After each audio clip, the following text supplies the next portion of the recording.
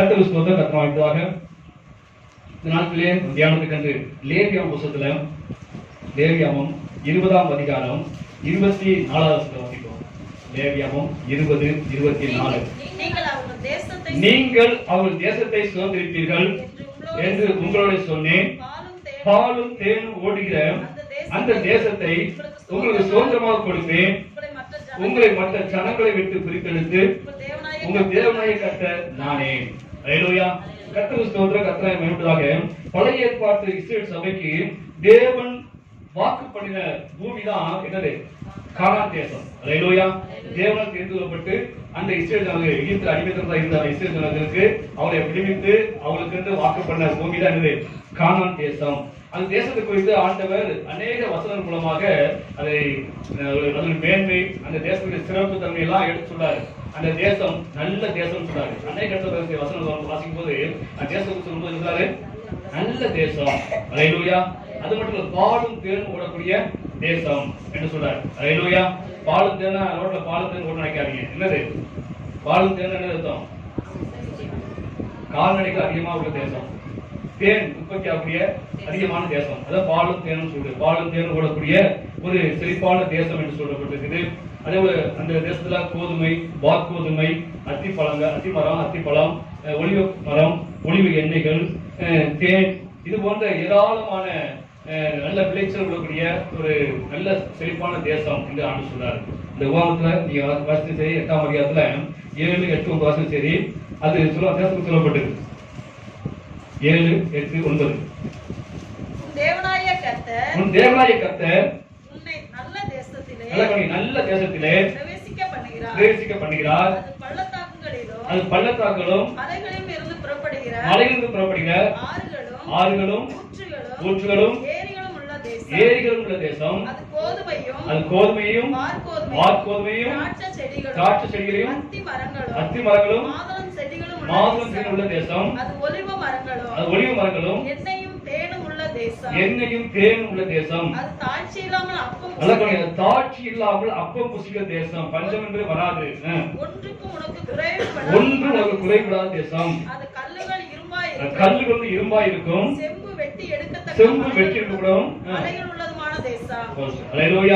அவ்வளவு செழிப்பான தேசம் என்று அந்த தேசத்தை குறித்து ஆண்டவர் வாசித்து சொல்றாரு. இப்படி எல்லாம் அந்த ஜனங்களுக்கு வாக்குத்தம் பண்றாரு. இப்படி நல்ல தேசத்தை உங்களுக்கு தரப்போகிறேன், நீங்க பின்னால வாங்க என்று சொல்லி அந்த இஸ்ரவேல் ஜனங்களை எல்லாத்தையும் அவர் நினைச்சாரு அழைத்து கொண்டு போறதை நம்ம பார்க்க வந்து.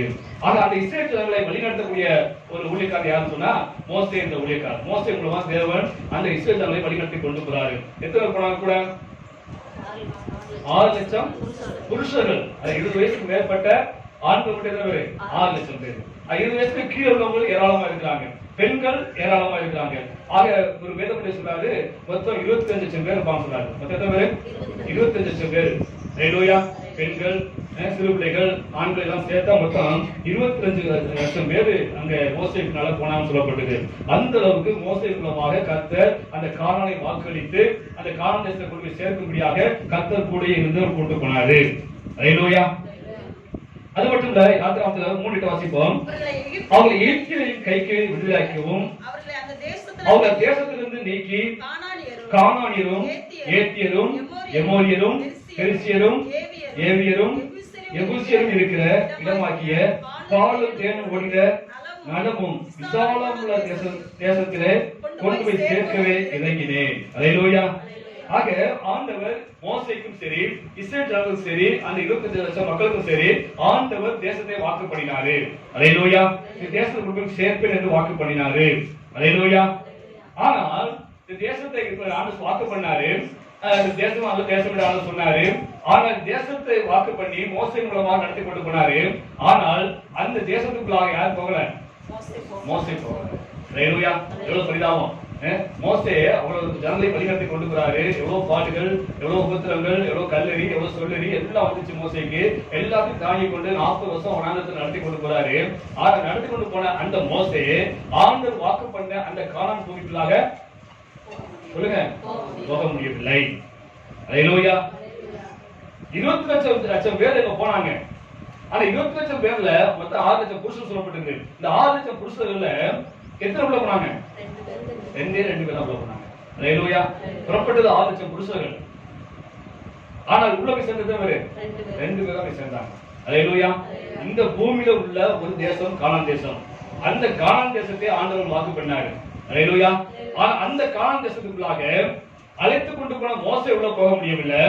6,00,000 பேரு கூட போனவங்க புருஷர்கள். ஆனா கூட போன அந்த 6,00,000 புருஷர்கள எத்தனை உள்ள போனாங்க? 2 பேர் தான் உள்ள போனாங்க. அல்லேலூயா. இந்த மோசே அந்த 6,00,000 பேர் அழைத்து கொண்டு போறாரு. மோசே எகிப்துல இலவசமா இருந்தவர். தெரியுமா? எகிப்துல இலவசம் இருந்த அடுத்த ராஜாவாக பட்டம் சூட்டப்பட வேண்டியதுதான் மோசே. அப்படிப்பட்ட உயர்ந்த ஸ்தானத்தை இருந்தவன் ஆண்டவர் அழைத்தார் என்பதற்காக அது எல்லாவற்றையும் விட்டு அந்த சனங்களோடு சேர்ந்து பாடல் அனுபவிக்கிறதை ஒப்புக் கொடுத்து அந்த மாளிகையும் அந்த பொண்ணு வெள்ளி எல்லாவற்றையும் விட்டு பொக்கிஷத்தை விட்டுட்டு இந்த ஜனங்களுக்கு கஷ்டப்பட்டு பாடலுக்காக சந்தோஷமா ஏற்றுக்கொண்டு ஆண்டவர் அழைத்த அழைப்புக்கு இணங்கி அது தன் வேலையெல்லாம் விட்டுவிட்டு தியாகமாக 40 வருஷமாக இந்த வனாந்தரத்துல அப்படியே தங்களை கூட்டிட்டு போறாரு. இந்த 40 வருஷத்துல மோசைக்கு வந்த எவ்வளவு பாடுகள் கூட அந்த ஜனங்களே இருந்தாங்க, முறுமுறுத்தாங்க, கல்லறை துணிந்தாங்க. கூட பிறந்த ஆரோனு மீரியாம் கூட இருந்தாங்க, மோசை இருந்தாங்க. அவ்வளவு பாடுகளையும் கஷ்டங்களையும் தாங்கி அவர் அப்படியே காரணத்துக்கு அப்படியே நடத்தி கொண்டு போறாரு. ஆனால் அந்த காரணம் போக முடியல. அல்லேலூயா. எந்த நோக்கத்தோடு புறப்பட்டாங்களோ, எந்த இலக்கு அடையும்படியாக புறப்பட்டாங்களோ அந்த இலக்குல போய் மற்றவங்க போய் சேர்ந்தாங்க, 2 பேர் சேர்ந்தாங்க. ஆனா அழைத்து கொண்டு போன தலைவாய் இருந்த அந்த மோசே அங்குள்ள போக முடியல. 4,00,000 புருஷர்கள 2 பேரை தவிர மற்ற எல்லாருமே உள்ள போக முடியல. அல்லேலூயா.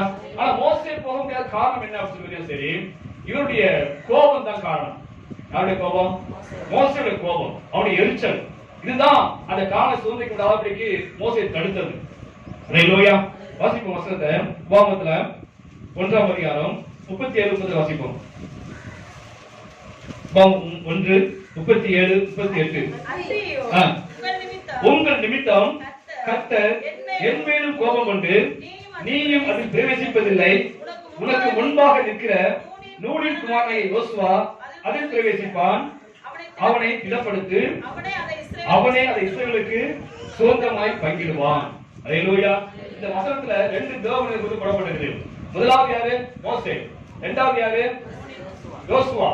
ஆண்டவர் சொல்றாரு, நீ அதை பிரவேசிக்க மாட்ட, ஆனால் இந்த யோசுவா பிரவேசிப்பான். அல்லேலூயா. நிச்சயமா சொல்றாரு, இந்த யோசுவா பிரவேசிப்பான். நான் வாக்கு பண்ண கானான் பூமியை இவன் தான் எல்லாத்துக்கும் பங்கிட்டு கொடுப்பான ஒழிய நீ உள்ள போக முடியாது என்று சொல்லிட்டாரு. அல்லேலூயா.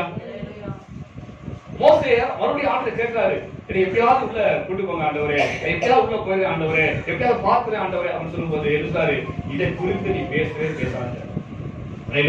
உபாகமம் 3ஆம் அதிகாரம் 25 வாசிப்போம்.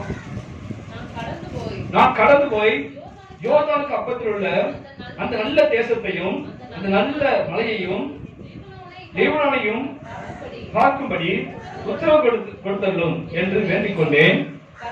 கர்த்தரோ உங்கள் நிமித்தம் என் மேல் கோபம் கொண்டு எனக்கு செவி கொடாமல் என்னை நோக்கி, போதும், இனி இந்த காரியத்தை குறித்து என்னோட பேச வேண்டாம். அல்லேலூயா. இத குறித்து நீ எங்களோட பேசாமல் சொல்லி ஆண்டவர் சொல்லிட்டாரு. அல்லேலூயா. நினைச்சு பாருங்க, இந்த கானான் எங்கேயும் இல்ல, நம்ம பூமியில உள்ள கானான். அல்லேலூயா. இந்த கானானுக்குள்ள போறதுக்கு என்ன வேணும்? தகுதி வேணும். அல்லேலூயா. இந்த வாக்கு பண்ண பூமியை சுதந்திரிப்பதற்கு என்ன வேணும்? தகுதி வேணும். ஆனா மோசைக்கு தகுதி இல்ல. என்ன தகுதி இல்லைன்னு சொன்னா, இவர் கோபம் உள்ள மனிதனாக, எரிச்சல் மனிதனாக இருந்தபடினாலே உள்ள போக முடியல. அந்த காலை சுதந்திரிப்பதற்கு இந்த கோபம் எரிச்சல் தடையா இருந்துச்சு. ஆண்டவர் சொல்றாரு, சாந்தமுள்ள மனிதன் சொல்றாரு ஆண்டவர். ஆனா இங்க பாத்தீங்கன்னா சரி, இந்த கோபம் எரிச்சல் தான் தடை பண்ணது. அல்லேலூயா. ஆண்டவர் சொல்றாரு, அந்த ஜனங்கள் தண்ணி கேட்கிறாங்க. தண்ணி கேட்கும்போது ஆண்டவர் சொன்னாரு, முதலாவது சொன்னா, நீ போய் உன் போட எடுத்துட்டு போய் அந்த கண்மலை அரிசியை அடி என்று சொன்னாரு. அல்லேலூயா. இரண்டாவது ஒரு முறை அவங்க தண்ணி கேட்டு ரொம்ப துரும்புறாங்க, கல்லறி துணிகிறாங்க. அந்த அளவுக்கு வரும்போது ஆண்டவர் சொன்ன முகம் அப்படியே யோசுவாவும் மோசையும் போய் விழுந்து கிடக்குறாங்க. அப்ப ஆண்டவர் சொன்னாரு, ஏன் விழுந்து கிடக்குற, நீ போட எடுத்துட்டு போய் அந்த கண்மலை பார்த்து பேசுன்னு சொன்னாரு. அல்லேலூயா.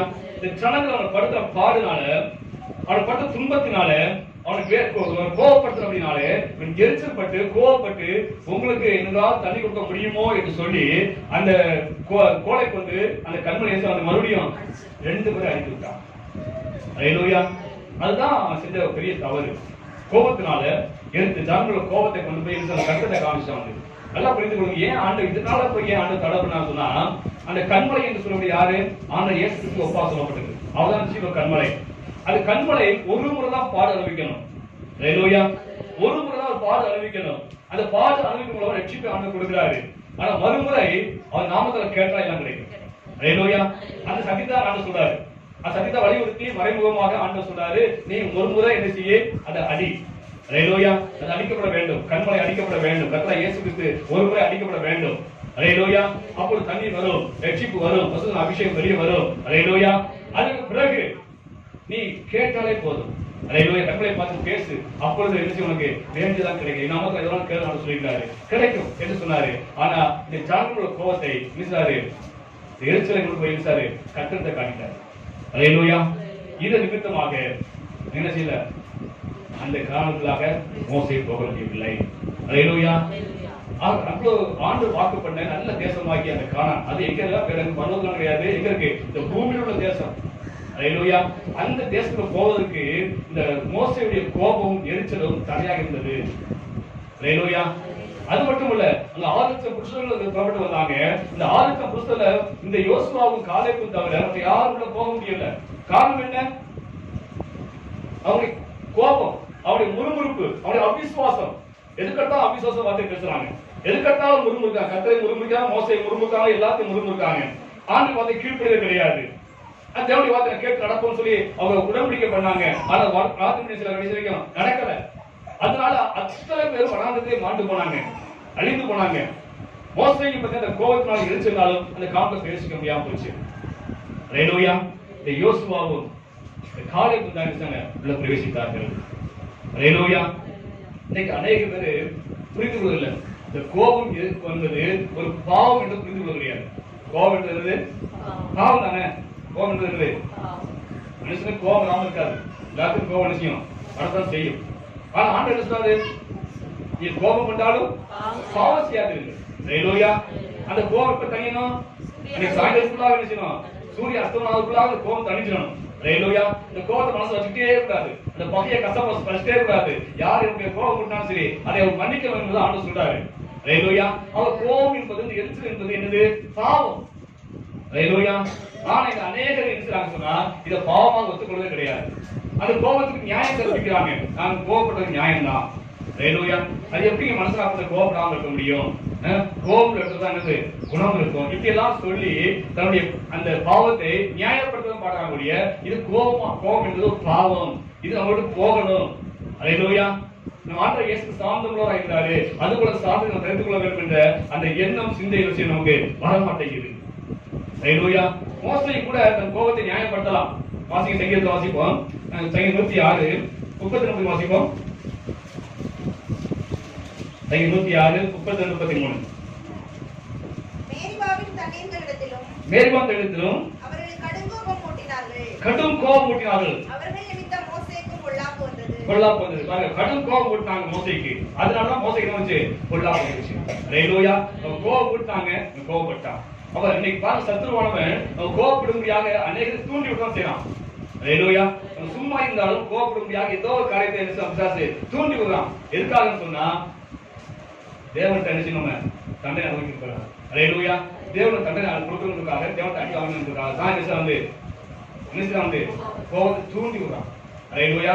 மற்றொரு மூலமாக பிசாசு கோபத்தை தூண்டி விட்டான். அதனால மோசே என்ன அந்த கோபத்தை விட்டு போயிட்டார்.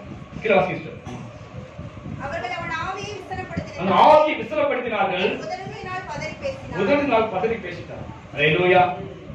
விசலப்படுத்துறாங்க, கோபப்படுத்துறாங்க, பாராப்படுத்துறாங்க. எத்தனை பேர் இருக்காங்க? மொத்தம் 6,00,000 புருஷர்கள் இருக்காங்க, மொத்தம் 25 பேர் இருக்காங்க. எல்லாரும் சேர்ந்து முறுமுறுத்தா, எல்லாரும் சேர்ந்து மோசே வந்தா என்னதுக்கு ஆவாரு நினைச்சு பாருங்க. சபையில 50-60 இருக்காங்க, அவங்களே நடத்துவதற்கு கஷ்டமா இருக்குது. ஆனாலும் கொண்டு பேசுறாங்க, கஷ்டமா தான் இருக்குது. ஆனா இவ்வளவு ஜனங்கள் இருக்காங்க, இவ்வளவு ஜனம் நடத்தி போறது எவ்வளவு கஷ்டமான காரியம். ஹல்லேலூயா. மோசே தன்னுடைய கோபத்தை நியாயப்படுறதுக்கு எவ்வளவோ வழி இருக்குது. அந்த இவ்வளவு ஜனம் குடும்பம், இவ்வளவு ஜனம் கல்லறி துணிறாங்க, என்னை இவ்வளவு பேசுறாங்க, கோபம் ஆண்டவர் இருக்க முடியும் என்ற கோபத்தை நியாயப்படுத்த முடியும். ஆனாலும் கோபம் என்னது? கோபம் தான். ஹல்லேலூயா. அது பாவம் தான். ஹல்லேலூயா. மனுஷனுடைய கோபம் தேவனுடைய நீதியை அது நடப்பிக்க மாட்டாவே. யாக்கோபு சொல்ல வாசிங்க. யாக்கோபு 1:20 வாசிப்போம். 1:20. மனுஷனுடைய கோபம் தேவனுடைய நீதியை நடப்பிக்க மாட்டாது. அல்லேலூயா. தேவனுடைய நீதி என்ன? தேவனுடைய நீதி என்ன? கண்மலையாக கிறிஸ்து ஒருவர் தான் அடிக்கப்பட வேண்டும். அல்லேலூயா. அதான் தேவனுடைய நீதி. ஆனா மனுஷனுடைய கோபம் என்ன செய்து? அந்த நீதி என்ன செய்து? புறக்கணித்து விட்டது, நீதியை மீறி விட்டது. அல்லேலூயா. எந்தாவது முறை பேச வந்து அடித்து விட்டான். அல்லேலூயா. அது நிமித்தம் தான் ஆண்டவர் அவனை உள்ள செய்ய அனுமதிக்கவில்லை.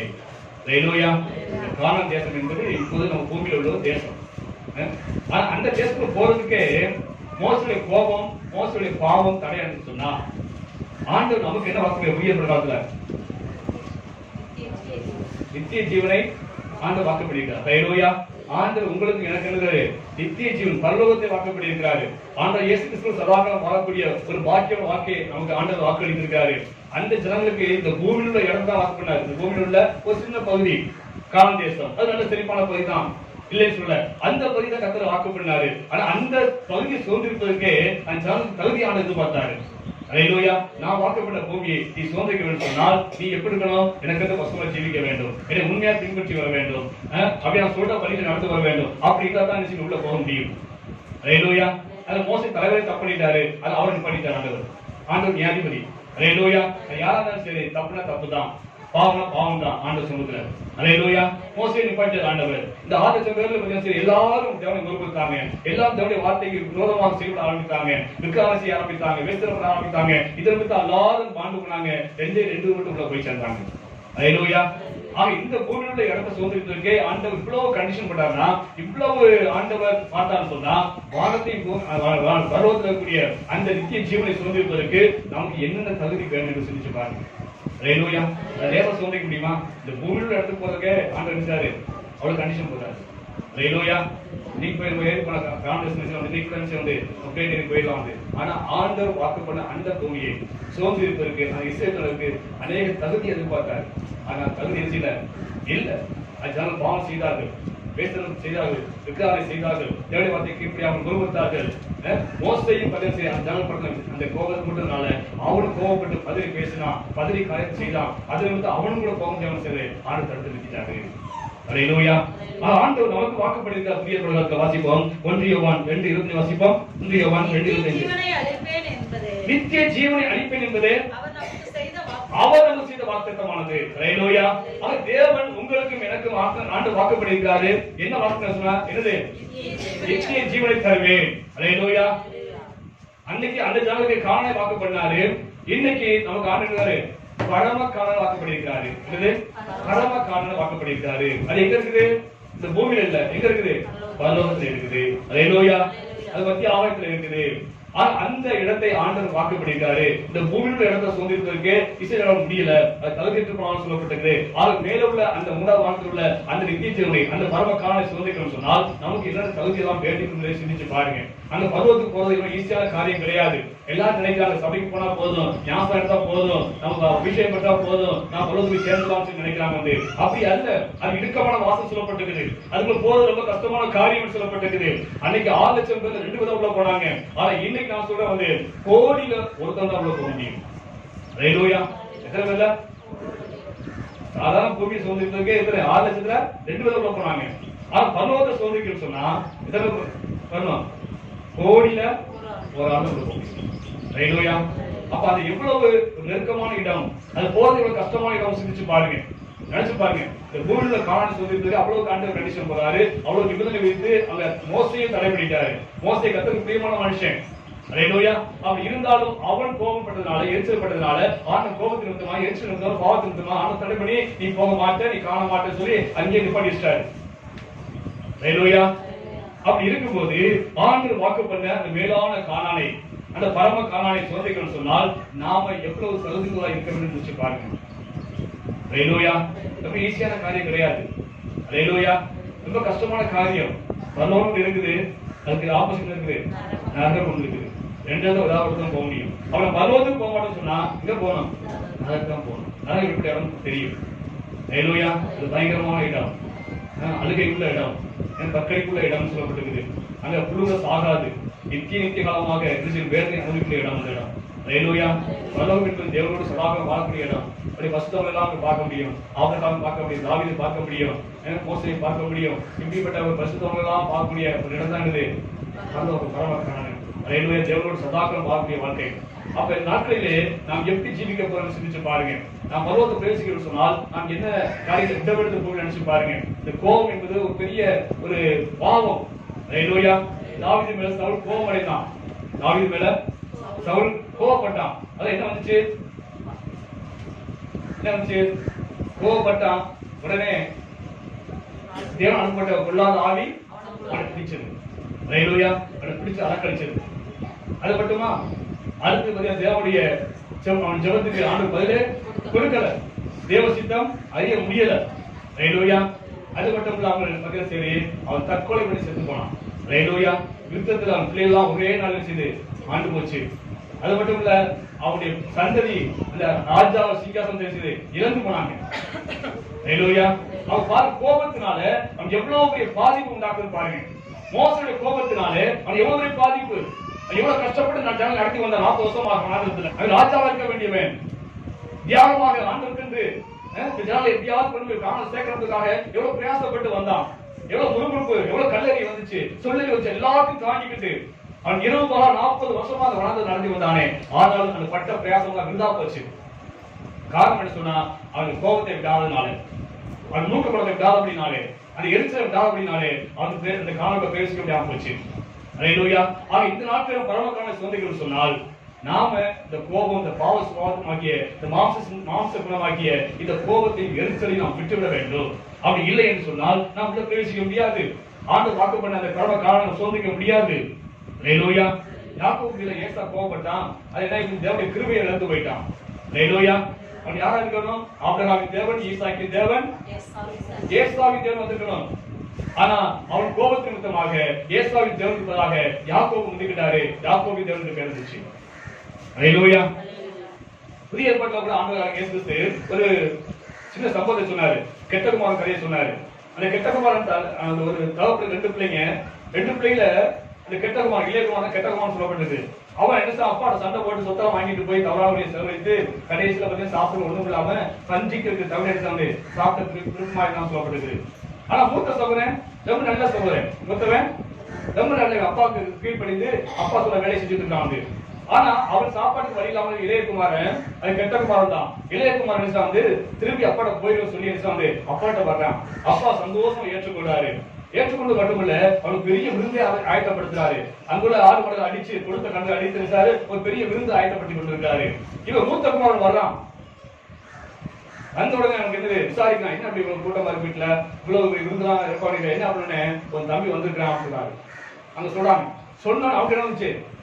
கோவம். நான் இத்தனை வருஷம் அப்பாவுக்கு கீழ்படித்து அப்பா சொன்ன வார்த்தையை கேட்டு நடக்கிறேன். எனக்கு ஒரு நாளாவது விருந்து வச்சிருக்காங்க. அப்பா கெட்டு போனேன், எல்லாத்தையும் அழிச்சிட்டு போயிட்டான். சொத்தப்புறம் பிடிக்கி சண்டை போட்டு வாங்கிட்டு போய் எல்லாத்தையும் அழிச்சிட்டு ஒண்ணுதான் வந்திருக்காங்க.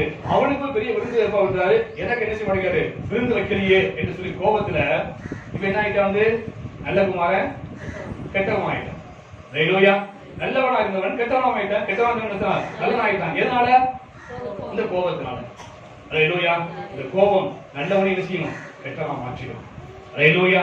அந்த கோபத்தை நாம் என்ன செய்யணும்? விட வேண்டும். ஹல்லேலூயா. நீங்க அநேக கோபத்தினால ஊழியத்தை இழந்து போன ஊழியர்கள் இருக்காங்க. ஊழியத்தை இருந்த கோபத்தினால இழந்து போன ஊழியர்கள் இருக்காங்க. ஊழியர்கள் கோபத்தினால நல்ல விசுவாசத்தை இழந்த ஊழியர்கள் இருக்காங்க. ஹல்லேலூயா. அதே ஊழியர்களுக்கு கோபத்தினால அநேக நல்ல ஐக்கியத்தை சபையை விட்டு போனவங்களும் விசுவாசிகள் இருக்கிறாங்க. ஹல்லேலூயா. இந்த கோபத்தினால பிரிஞ்சு போன மனைவி திரும்ப இருக்காங்க, கணவன் திரும்ப இருக்காங்க, பிள்ளைகள் திரும்ப இருக்காங்க, பிள்ளைகள் பிரிந்த பெற்றோர்கள் திரும்ப இருக்காங்க. காரணம் என்ன சொன்னா எல்லாத்துக்கும் காரணம் இந்த கோபம். ஹல்லேலூயா. இப்படிப்பட்ட இந்த பாவ சுபாவமாகிய இந்த மாம்ச குணமாகிய இந்த கோபத்தை நாம் என்ன செய்யணும்? விட வேண்டும். ஹல்லேலூயா. அந்த கோபத்துக்கு சரி கூட பிறந்தவங்க நிறைய இருக்காங்க. வாசிக்கும் வசனத்துல கலாத்தியல 5ஆம் அதிகாரம் 19-20 வாசிப்போம். மாம்சத்தின் கிரியைகள் வெளியரங்கமாய் இருக்கின்றன. அவையாவன விபச்சாரம், வேசித்தனம், அசுத்தம், காம விவகாரம், விக்கிரகாராதனை, பிலிசூனியம், பகைகள், விரோதங்கள், வைராக்கியங்கள், கோபங்கள், சண்டைகள், பிரிவினைகள், மார்க்க பேதங்கள், போராமைகள், கொலைகள், வெறிகள், களியாட்டுகள் முதலானவைகளே. அல்லேலூயா. கோபத்தின் கூட பிறந்தவங்க எத்தனை இருக்காங்க? 17 பேர் இருக்காங்க மொத்தம். அல்லேலூயா. இதெல்லாம் இருக்கவங்க என்ன செய்வாங்க? வாசிக்கிட்டார். இப்படிப்பட்டவைகளை செய்கிறவர்கள் தேவனுடைய ராஜ்யத்தை சுதந்திரிக்க மாட்டார்கள். அல்லேலூயா. இந்த குணம் உள்ளவங்க, விபச்சாரம் உள்ளவங்க, வேசித்தனம் உள்ளவங்க, விக்கிரகம் உள்ளவங்க, போராட்டம் உள்ளவங்க, கசப்பு உள்ளவங்க, வைராக்கியம் உள்ளவங்க, இந்த மாதிரி 17 காரியம் சொல்லப்பட்டிருக்கு. இந்த சுபாவம் உள்ளவங்க யாருமே தேவனுடைய ராஜ்யம் செய்யாது சோதிக்க முடியாது. அல்லேலூயா. நம்ம தியானித்து பார்ப்போம். நம்மளோட என்னென்ன சுபாவம் இருக்குதுல, இந்த 17 சுபாவம் சொல்லப்பட்டிருக்கு. இதுல என்னென்ன சுபாவம் வச்சிருக்கிறோம்? கோபம் இருக்குது, போராம இருக்குது, கசப்பு வச்சிருக்கிறோம், வைராக்கியம் வச்சிருக்கிறோம், எல்லாம் இருக்குது. அல்லேலூயா. இப்ப இதெல்லாம் இருந்தா என்ன செய்ய முடியாது? ஆண்டவர் வாக்கு பண்ண அந்த பரம காரணம் என்ன செய்ய முடியாது? சுதந்திரிக்க முடியாது. அல்லேலூயா. தேவன் தெளிவா சொல்லியிருக்காரு, இந்த கிரீன் உள்ளவங்க எல்லாருமே தேவனுடைய ராஜ்யத்தை சுதந்திரிக்க முடியாது என்று சொல்லியிருக்காரு. ஆனா இப்படிப்பட்ட ஆண்டவர் வாக்கு பண்ணியிருக்காரு. அந்த வாக்கை சுதந்திரிக்கணும்னு சொன்னால் இந்த மாதிரி பாவ சுபாவங்களை, மாம்சத்தின் கிரியைகளை நாம் என்ன செய்யணும்? நாம் சரித்திருந்து அழிக்க வேண்டும். அல்லேலூயா. இது அழிக்காத பட்சத்துல நீ என்னதான் புண்ணியம் பண்ணாலும் சரி, என்னதான் தாழ்வு சரி, நீ என்னதான் ஆண்டுகளை கொடுத்தாலும் சரி, பரலோகத்துல பிரவேசிக்க முடியாது. அல்லேலூயா. அந்த மோசையுடைய ஜீவி நமக்கு ஒரு நல்ல எடுத்துக்காட்டு, எச்சரிப்பான ஒரு காரியம். மோசை எவ்வளவு நல்ல மனிதா இருந்தாலுமே, தேவனுக்கு பிரியமான மனிதா இருந்தாலும், தேவஸ்தம் செய்ய மனிதா இருந்தாலுமே, அவன் எவ்வளவு தியாகமாக 40 வருஷம் ஆண்டுடைய வார்த்தை கேட்டு இசைத்தவரை நடத்தி வந்தவனா இருந்தாலுமே, ஆனால் அவனுடைய சின்ன சுபாவம், மாம்சத்தின் கிரியாகிய கோபம் இருந்தபடினாலே அவன் அந்த காணொலியை பிரவேசிக்க முடியவில்லை. அல்லேலூயா. ஆக இது நமக்கு எச்சரிப்பான பாடம். நாம் எவ்வளவு தேவனுக்கு பிரியமா இருந்தாலும் சரி, நாம் எவ்வளவு தேவனுக்கு தியாகமாக வாழ்க்கை அர்ப்பணித்து ஆண்டுக்கு வந்தவங்களா இருந்தாலும் சரி, எப்படிப்பட்ட மக்களா இருந்தாலும் சரி, ஆண்டுக்குள்ள உதாரணம் கொடுக்க இருந்தாலும் சரி, ஆனா இந்த மாம்சத்துக்கு கீழாகிய இந்த சுபாவங்களை நாம் விட்டு ஒழியாவிட்டால் நாம் நிச்சயமாக ஆண்டுடைய ராஜ்யத்துல நாம் பிரவேசிக்க முடியாது. அல்லேலூயா. எத்தனை உடைகள் நம்ம ஆட்டம்னாலும் சரி, எத்தனை உடைகள் ஜெபம் பண்ணாலும் சரி, என்ன செய்ய முடியாது? நம்முடைய தேவன் நீதிபதியாக இருக்கிறார். அல்லேலூயா. பிரவேசிக்க முடியாது. அல்லேலூயா. மோசடி வாழ்க்கை நமக்கு நல்ல ஒரு எச்சரிப்பு. இதை பார்த்து கற்றுக்கொள்ள வேண்டும். இந்த பூமியில் உள்ள சாதாரண பூமியில் உள்ள இந்த காரண சோதிக்கிறதுக்கு ஆண்டவர் இவ்வளவு கண்டிஷன் போட்டுக்கிறாரு. அது பரமக்கான சோதிக்க எவ்வளவு தகுதி வேணும் என்று நினைச்சு பாருங்க. ஆனா ஆண்டவர் சொன்னாரு, திட்டமா சொன்னாரு, நீ சுதந்திரிக்க மாட்டாய், ஆனா அவன் கூட இருக்கிற யோசுவா என்ன செய்வாங்க? சுதந்திரிப்பான். தெளிவா சொன்ன ஆண்டவர். அல்லேலூயா. நீ சுதந்திரிக்க மாட்டேன், ஆனா அவன் கூட இருக்கான் பாரு, அவன் என்ன செய்வான்? யோசுவா கண்டிப்பா சுதந்திரிப்பான். அவன் தான் சொன்னபடி எல்லா கூட்டத்துக்கும் அதை வந்து பங்கிட்டு கொடுப்பான்னு சொல்லி ஆண்டவர் திட்டம் சொல்கிறார். ஒரு தீர்மானம் சொன்னாரு. காரணம் என்ன சொன்னா, யோசுவாவுடைய குணாதிசயங்கள் அதிகம். அல்லேலூயா. அவன் மோசையில படிக்க மனிதர். அல்லேலூயா. நல்ல கல்வி கற்ற நிபுணர். ஆனா அது யோசுவா படியாதவன் தான். ஆனால் படியாத இருந்தாலுமே அவனுடைய நல்ல சுபாவமானது அவனை காணத்து பிரவேசிப்பதற்கு, அந்த தலைமைத்துவ பொறுப்பை ஏற்றுக்கொண்டு அந்த காணத்தை கூட்டு போவதற்கும் சரி, அதை பகிர்ந்து கொடுவதற்கும் அவனுக்கு தகுதிதான் மாற்றியது. அல்லேலூயா.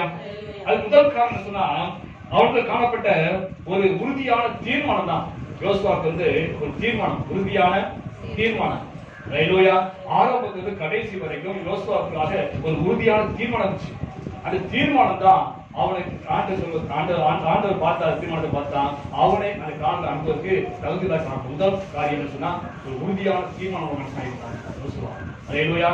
இன்னைக்கு சபைக்கு வர மக்கள் எல்லாருமே ரட்சிக்கப்பட்டவங்க சொல்ல முடியாது. சபைக்கு வர மக்கள் எல்லாமே உண்மையான மக்கள் சொல்ல முடியாது. அல்லேலூயா. பல மக்கள் வராங்க, எல்லா சபையும் சொல்றேன், எல்லா சபையிலையும் வரக்கூடியவங்க எல்லாருமே ரட்சிக்கப்பட்டவங்க, எல்லாரும் உண்மையான மக்கள் சொல்ல முடியாது. அல்லேலூயா. சபைக்கு வரதுக்கு நோக்கம் இருக்குது. அநேக சபைக்கு வருவதற்கான நோக்கங்கள் வெவ்வேறு காரியங்கள் இருக்குது. ஒண்ணு நம்ம பிரச்சனை தீர்றதுக்காக வர்றாங்க. பிசாசு போராட்டம் உள்ள மக்கள் பிசாசு போராட்டம் தீரணும் என்பதற்காக சபைக்கு போராட்டம் தீரும் சொல்லி சபைக்கு வர்றாங்க. வியாதிச்சு மக்கள் இருக்காங்க, வியாதி சுகமாவதற்காக சபைக்கு இருக்காங்க, வரவங்க இருக்கிறாங்க. சில சபைகளை மதிய உணவுலாம் கொடுக்குறாங்க. அந்த மதிய உணவுக்காக போற கூட்டம் இருக்குது. மதிய சாப்பாடுக்காக போற கூட்டம் இருக்குது. சபையில இருக்காங்க, அதுக்காக போற கூட்டம் இருக்குது. சில சபையில பெண்ணுக்காக வர கூட்டம் இருக்குது. இந்த சபையில எல்லாம் பெண் இருக்குது, இங்க போனாதான் கட்டிடுவாங்க சொல்லி பெண்ணுக்காக வர கூட்டம் இருக்குது, மாப்பிளைக்காக ஒரு கூட்டம் இருக்கு. இப்படி பல தரப்பு மக்கள் பல விதமான நோக்கத்தோடு சபைக்குள்ள வர்றாங்க. அல்லேலூயா. இவங்க எல்லாம் விசுவாசியாக அப்படியே ஒழித்து கொண்டிருக்கிறாங்க. பாஸ்டர் நினைச்சாலும் பகுதி அவங்க நினைச்சாங்க, அவங்க நினைச்சாங்க, டக்குன்னு ஒரு ஞாபகம் கொடுத்து உள்ள நினைச்சாலும் சபையில வந்துட்டு வச்சிருக்காங்க. இவங்க எல்லாமே எப்படி சொன்னா, ஒரு தீர்மானம் இல்லாமல் ஒரு மாயமான வாக்கை வாழ்ந்துதான் இருப்பாங்க. யாரு? பல நோக்கத்தை வராங்க. அவங்க பல நோக்கத்துல வராங்க. அந்த பல நோக்கத்துல வரக்கூடியவங்க எல்லாமே ஆண்டவர் சரியா இருப்பாங்க, தீர்மானத்தோட ஒரு உறுதியா இருப்பாங்க சொல்ல முடியாது. அவங்க எல்லாமே பார்த்தீங்கன்னா சரி ஒரு மாயமான வாக்கிய வாழ்ந்துதான் இருப்பாங்க. ஏன்னா வந்த நோக்கம் வேற. அல்லேலூயா. அந்த உண்மையான ரட்சிப்பு இல்ல, உண்மைத்தன்மை இல்ல. அதனால ஒரு தீர்மானம் இல்லாமல் ஒரு மாயமான வாழ்க்கை மக்கள் தான் இருப்பாங்க. அல்லேலூயா. இங்கே இருப்பாங்க, சபையில இருப்பாங்க, அடுத்த விஷயம் வந்து விக்கிரகோயிலும் வந்து இருப்பாங்க. இங்க பாத்தீங்கன்னா பிரசுத்தமா நல்ல வந்து தேவனை ஆராதிப்பாங்க, பார்த்து அந்நிய பாஷை பேசுவாங்க, எல்லாம் செய்வாங்க. அங்கிட்டு போனா தண்ணி அடிப்பாங்க, சிகரெட் அடிப்பாங்க, இப்படிப்பட்ட கஞ்சா அடிப்பாங்க, எல்லாமே கோயில போடுவாங்க. இப்படிப்பட்ட காரியங்கள் எல்லாமே வந்து செய்யற மக்கள் இதுதான் செய்யறாங்க. அல்லேலூயா. ஒரு உறுதியான தீர்மானம் இல்ல. அல்லேலூயா. அதே போல மோசே அழைத்து தவிலாம் அந்த அழைத்து வந்து 6 லட்சம் புருஷர்களை வந்து சரி அவங்க எல்லாமே இதே போலதான் வாழ்ந்தாங்க. ஆண்டவர் ஏதோ கொடுக்க போறாரு, போய் வாங்கிக்கலாம் அப்படின்னு சொன்னாங்க. ஒரு உண்மையான அவங்களோட ரட்சிப்பு, ஒரு உண்மையான விடுதலை, தேவனை பின்பற்ற ஒரு உறுதியான ஒரு தீர்மானம் இல்லாம தான் வாழ்ந்து வந்தாங்க. அல்லேலூயா. அது எப்படி சொல்றா வாசிப்போம் வசனத்தை யோசுவாவுல 24 இருக்கு வாசிப்போம். 24-23 யோசுவா. அப்பொழுது அவன் அப்படியானால் இப்பொழுதும் உங்கள் நடுவே இருக்கிற அந்நிய தேவர்களை அகற்றிவிட்டு உங்கள் இருதயத்தை இஸ்ரவேலின் தேவனை கர்த்தருக்கு நேராக திருப்புங்கள் என்றார். இங்க பாருங்க, இந்த இஸ்ரவேல் ஜனங்கள் எகிப்தில் இருக்கும்போது என்ன பண்ணாங்க? அந்த எகிப்து தெய்வத்தை வணங்கினாங்க. நல்லா கவனிச்சு பாருங்க. எகிப்தில் இருக்கும்போது எகிப்து தெய்வத்தை எடுத்து வச்சிருந்தாங்க, அதை வணங்கி கொண்டிருந்தாங்க. 400 வருஷமா இருந்ததுனால அந்த தெய்வத்தை அந்த தெய்வத்தோட வந்து உறவு வைத்துக் கொண்டிருந்தாங்க. இப்ப ஆண்டவர் நினைச்சாரு அவரை விடுதலாக்கி கொண்டு விட்டாரு. இவ கொண்டு வந்து காணல விட்டாரு. ஆனா காணல விட்டதுக்கு பிறகு கூட அங்குள்ள மக்கள் எதை வழிபடுறாங்களோ அதை நினைச்சாங்க கணக்கு வைத்துக் கொண்டிருக்கிறாங்க. அல்லேலூயா. பச்சோதி மாதிரி அங்க இருந்தா அந்த தெய்வம், இங்க இருந்து இந்த தெய்வம் சொல்லி அங்க ஒரு தெய்வத்தை வச்சு வழிவிட்டாங்க. ஆண்டு பிடித்து கொண்டு தூக்கி கொண்டு எல்லாத்தையுமே. ஆனா இங்க வந்ததுக்கு பிறகு தன்னை சுற்றியுள்ள மக்கள் என்னெல்லாம் செய்யறாங்களோ அதையெல்லாம் அவங்க பின்பற்றி அந்த தெய்வத்தை வழிபட ஆரம்பிச்சிட்டாங்க. இப்ப யோசனை சொல்றாரு, அதை எல்லாம் தூக்கி போடுங்க. அல்லேலூயா. நீங்க தேவனை பின்பற்றது உண்மையானால் நீங்க வைத்துக்க அந்த அந்நிய தெய்வங்களை வச்சுங்க தூக்கி போடுங்க. அல்லேலூயா. ஆனா யார் இவங்க எல்லாமே? இஸ்ரவேல் ஜனங்கள், கர்த்தரை ஆராதிக்கிறவங்க. அல்லேலூயா. ஓய்வு நாளை கர்த்தரை ஆராதிக்கக்கூடிய ஜனங்கள்லாம் என்ன செய்றாங்க? அந்நிய தெய்வம் வச்சிருக்காங்க. அல்லேலூயா. ஒரு மாயமான வாழ்க்கை. அது போலதான் நீங்க சபைக்குள்ள அப்படிதான் இருக்குது. ஒரு உறுதியான தீர்மானம் கிடையாது, ஒரு மாயமான வாழ்க்கை வாழ்ந்து கொண்டிருக்கிறாங்க. ஒரு உண்மையான ரட்சிப்பு கிடையாது, ஒரு உண்மை தன்மையான ஒரு தன்மை இல்ல. அப்படிப்பட்ட வாழ்க்கையை நிறைய கிறிஸ்தவர்கள் வாழ்ந்து கொண்டிருக்கிறாங்க. அல்லேலூயா. நாம் கொண்டதுல உறுதியா இருக்கணும். அல்லேலூயா. கொண்ட கொள்கையில கொண்ட ஒரு லட்சியத்துல உறுதியா இருக்க வேண்டும். அதான் உண்மை தன்மை, உறுதியா தீர்மானமா இருக்க வேண்டும். அல்லேலூயா. தானியேல் பாருங்க, தானியேல் இன்னொரு தேசத்துக்கு அடிமையாக கொண்டு போகப்பட்டவன். அங்க கொண்டு போனாலுமே அவனுக்கு தீர்மானம் இருந்துச்சு. தீர்மானம் இருந்துச்சு. என்ன தீர்மானம் இருந்துச்சு? விக்கிரகத்துக்கு படைக்கப்பட்டதை ஒரு நாள் புசிக்க மாட்டேன். அது ராஜாவின் போஜமாக சரி, நான் என்ன செய்ய மாட்டேன், அதை புசிக்க மாட்டேன் ஒரு தீர்மானம் இருந்துச்சு. அல்லேலூயா. அடிமையாக கொண்டு போகப்பட்டவன் அங்கே ராஜாவுடைய உத்தரவு கீழ்ப்படிய சொன்னா என்ன செய்வாங்க? தலையை வெட்டிடுவாங்க. என் தலையை வெட்டினாலும் பரவாயில்ல, நான் என்ன செய்ய மாட்டேன் சொல்லுங்க. ராஜாவுடைய போஜனம், அது விக்கிரகத்துக்கு படைக்கப்பட்ட போஜனம், அந்த போஜனத்தை நினைச்ச மாட்டேன், நான் புசிக்க மாட்டேன்னு தீர்மானம் இருந்தாரு. அல்லேலூயா. தேவனுக்கு எனக்கு உள்ள உறவை யாராலும் பிரிக்க முடியாது. சிங்கத்தின் கையில போட்டாலும் சரி, நான் என்ன செய்ய மாட்டேன், தேவசூத்தை ஜெயிப்பதை நான் விட மாட்டேன். சாத்ராக் மேஷாக் ஆபேத்நேகோ வாழ்க்கை பாருங்க. ராஜா பெரிய பிரச்சனை நிப்பாட்டி எல்லாரும் வணக்கம்னு சொல்லும்போது என்ன சொன்னாங்க? எங்களுக்கு கொண்டு போட்டாலும் சரி, நான் ஆராய்ச்சி தேவனை தப்பிக்காலும் சரி, தப்பிக்காம போனாலும் சரி, நான் ஒருபோதும் நினைச்ச மாட்டேன், இந்த சிலையை நான் வணங்க மாட்டேன்னு சொல்லி தீர்மானம் இருந்தாங்க. அல்லேலூயா. அது போல உறுதியா இருக்கணும் தீர்மானத்துல. அல்லேலூயா. வளைந்து கொடுக்கிற நாணயம் போல கூடாது. நீங்க அனைவரும் நாணயம் போல என்ன சரி எந்த உழைஞ்சாலும் மலைக்குரிய மக்களா இருக்கிறாங்க. அல்லேலூயா. பெந்தகோஸ்து சபைக்கு வரோம், பெந்தகோஸ்து சபைக்கு தான் வரோம். எங்க அக்கா போன்ற சபையெல்லாம் சரியில்லைங்க, சத்தியமே இல்லைங்க, இந்த சபையில சத்தியம் கிடைக்குதுங்க அப்படின்னு சொல்லி சத்தியத்தை கேட்க தெரிஞ்சு வருவோம் சொல்றீங்க. எல்லாரும் நல்ல சத்தியம் இருக்குதுன்னு சொல்லி வர சொல்றீங்க. ஆனா எத்தனை பேர் சத்தியம் நடக்கிறோம் நினைச்சு பாருங்க. ஒரு தீர்மானம் எடுத்துருக்கோம் நம்ம, நம்மளுக்கு நல்லது கெட்டது அப்படின்னு சொன்னா நினைச்சு வந்து சொல்லுங்க. சத்தியம் கேட்ட சத்தியம் நினைச்சது காத்துல பறந்துருது. வீட்டுல ஆயிடுச்சு நினைச்சிட்டு வந்து உலகத்துல பார்த்து அந்த சோப்புல இருந்துச்சு அவளை பார்த்து உடனே கொட்டடிச்சு வந்து அண்டா புட்டா தூக்கிட்டு என்ன ஒரு உறுதி பெந்தகோஸ்து வந்துருக்கிறோம். பெந்தகோஸ்து கேட்ட சத்தியத்தை வைத்து நினைச்சோம் ஒரு உறுதியாக ஒரு தீர்மானத்துக்கு வாழ வேண்டாமா? அவளை பார்த்து பின்னால போயிருந்தா அந்த சரிந்தாக்கி வந்திருக்கிறோம், அவனும் செய்யலாம் சரியில்லை, அவனும் செய்யலாம் தப்பு, சத்தியம் இல்ல என்று சொல்லி இந்த சபைக்கு வந்திருக்கிறோம். அவன் இந்த சத்தியத்தை கேட்க நாம நடக்க வேண்டாமா? அந்த அந்த தீர்மானத்துல உறுதியா இருக்க வேண்டாமா? ஹல்லேலூயா. அப்படி மாறி போயிடுமே, ஒரு கல்யாணம் அப்படி மாறி போயிடும், ஒரு விசேஷமா அப்படி மாறி போயிடுமே, ரோத்தனை பார்த்து அப்படியே மாறி போயிடுமே. இதெல்லாம் தப்பா, இதெல்லாம் பாவமா? தேவனுடைய பார்வையில் எல்லாமே இது நீதிபதியாக இருக்கிறார். தேவனுடைய வார்த்தைக்கு புறம்பா நம்ம வலது பக்கம் ஜாண்டாலும் இடது பக்கம் ஜாண்டாலும் என்னது? அது பாவம், பாவம் தான். ஹல்லேலூயா. ஆனா நீதிபதியாக இருக்கிறாரு. விக்கிரகாராதனை இடத்துல போலாமா? விக்கிரகாராதனை இடத்துல நான் போகலாமா? அவன் என் மகன் ரட்சிக்கப்படலைங்க, அவன் பிள்ளைக்கு காதுக்க போறேன், நான் நினைச்சு வந்து சும்மா போறோம். சும்மா எங்க போறோம்? விக்கிர கோவில்ல மகன் கொட்ட போறேன், மகன் காது ஊத்துறேன், அங்க போய் நினைச்சு வந்து சும்மா ரொம்ப அடிக்கிறீங்க போனீங்களா? போறீங்க. ஆண்டவர் விக்கிரகத்தை சொல்லிருக்காரு வேதத்துல. என்னது விக்கிரகம்? விக்கிரகத்தை சொல்லிருக்காரு, நரகம் சொல்லிருக்காரு இல்லையா? நரகுக்கு ஒப்பான விக்கிரம் சொல்லிருக்காரு இல்லையா? அது என்னது? நரகல். நரக கிட்ட போய் பார்த்துட்டீங்களா? சும்மா போயிட்டு நரகம் தெரியல, தெரியுமா? அவன் நரகத்தை போய் சும்மா நின்று வந்துடுவேன் அவன் சொல்லி போகுமா?